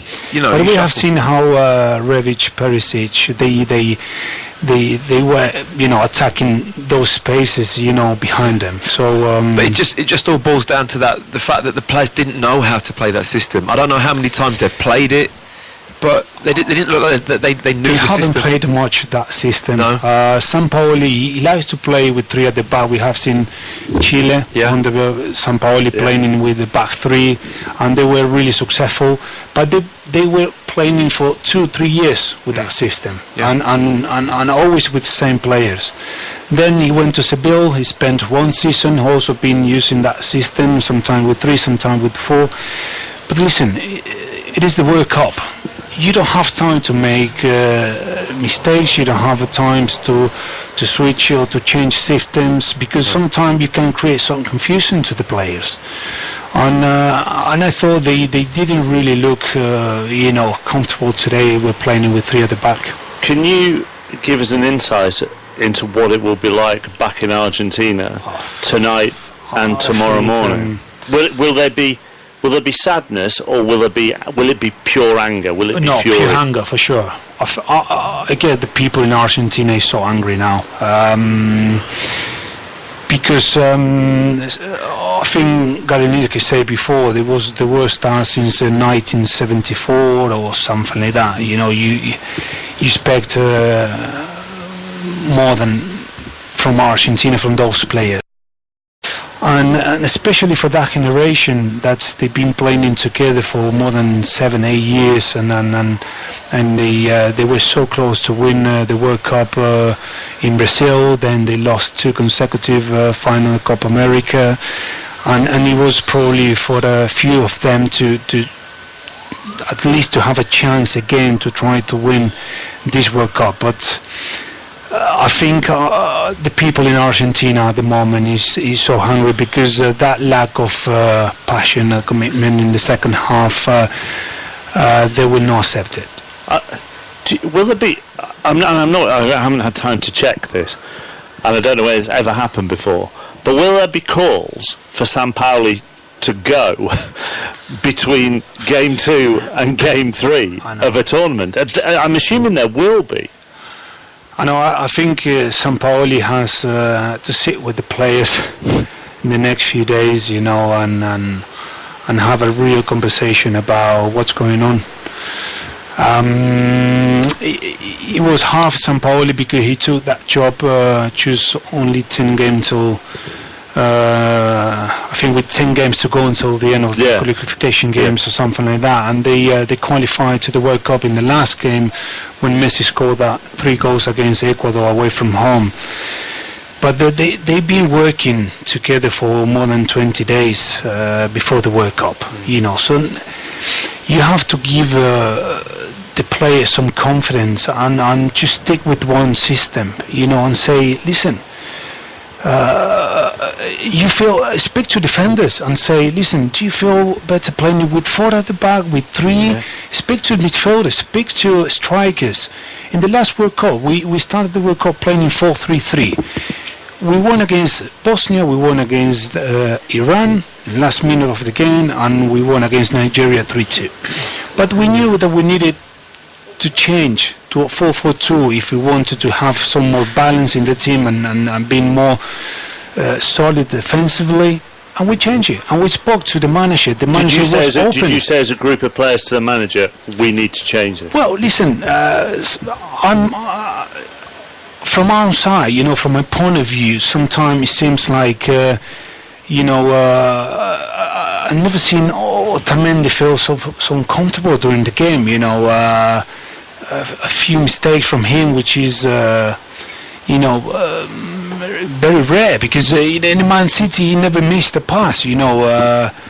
And also Mercado, he's not been playing in Seville with in the back 3. Tagliafico normally at Ajax, he's been playing more as a fullback with the back 4. It's interesting he left Rojo out, isn't it? Exactly. He looked like the perfect fit to me to play left side of a 3, because he's a centre half. He's been playing for Man United sometimes as a third centre back, because Mourinho been playing with Ashley Young and Valencia as a wing backs, and Rojo played a few games as a third centre back. So that's what I'm saying. Enzo Perez, he has been left out from the squad from the World Cup 23 before the you know, the World Cup. Then probably he's been 10 days having you know, a few beers with his friends, enjoying his holidays, doing some fishing in his hometown, I don't know. And then Lanzini got injury, and he got a phone call from Sampaoli, you have to replace Lanzini, and he's been training only probably, I don't know, 7 days, 10 days, and then he started the second half. When you have Vanega, when you have Lo Celso from PSG, that they can play also in the midfield. Do you think, the final question, and then we'll let you go, but do you think there was still a complacency around Argentina that it'll be all right, Messi will get us out of it? Well, listen, we have to wait tomorrow what happened to Iceland against Nigeria, because obviously we'll not depend just on Argentina, but I feel sorry for Messi. I feel so sorry for Messi, honestly. Why? Because probably that was the last chance for him to win something with Argentina. And I wouldn't surprise if Messi after this World Cup say I want to retire from international, you know, because he's so much pressure on him, and after those poor performances, you know, it's another 4 years to Qatar, and it's a long way to go again. It's going to be hard to be motivated for him looking at these group of players at the moment as well, to realistically think he's going to go and win something. Exactly, and then he's 31 now. Yeah. He will be 34 for the next World Cup. Aguero is 29 or 30 as well. Higuain the same, Di Maria the same. So it's the start of a new era. Probably we're gonna see Icardi, Lamela, Lanzini, Pavon, Mesa, some of those guys, you know, that will be, you know, the new generation of players for the next 6-7 years. But I don't know. I feel so sorry for the lads, honestly, because I was with them. I played some of the qualification games for the for Russia, and honestly, I didn't expect that Pakistan from Argentina. Will you text any of them tonight? And if so, what would you say? No, because I think you have to wait everyone to calm down a little bit. You know, it's going to be a long night for them. It will be so tough for them to have a good rest, and see if tomorrow or in 2 days' time I can speak to some of them. It's your first day with us today. I know. It was a really tough debut. and you're with us for another week. We will do our best to cheer you up over the next week. No worry. In football, you have to be well prepared for those moments. All right. Guys, I'm enjoying it. It was a really nice experience. So I hope I can enjoy the next few days as well. We do a sweepstake on the World Cup Daily, right? There are not many teams left, so pick your team for the sweepstake. And I hope you get somebody that might win, and then you can leave with a smile on your face. Sweden. What a very underwhelming end to your disappointing evening. Pablo, we look forward to talking more over the next week. I say thank you for being with us. Thank you guys, and have a good night. Thank you. Pablo Zabalesa with us. Pablo, guess Sweden. See you later, Pablo. Matthew Upson is with me. Tim Vickery will join us a little bit later as well on the World Cup Daily, and we'll hear from Danny Welbeck on what's going on in the England squad. 9:32. Here's the latest BBC News. On digital, online, smartphone and tablet, this is BBC 5 Live. With the headlines, I'm Richard Foster. The government says it'll be cheap, quick and easy for EU citizens to apply to stay in the UK after Brexit. They'll need to prove their identity, show they live here and declare they have no serious criminal convictions. An investigation into the deaths at Gosport War Memorial Hospital will no longer be handled by Hampshire Police. They're handing it over to another force. More than 450 patients died after doctors gave them seriously dangerous levels of painkillers. Jean-Claude Juncker is warning there'll be no Brexit deal without an agreement on the Irish border. The European Commission President has been holding talks in Dublin with the Taoiseach, Leo Varadkar, and the EU's chief Brexit negotiator, Michel Barnier. And the US First Lady Melania Trump has visited a charity in Texas which is helping migrant children who've been separated from their parents. It follows President Trump's decision to reverse his immigration policy after heavy criticism around the world. The sport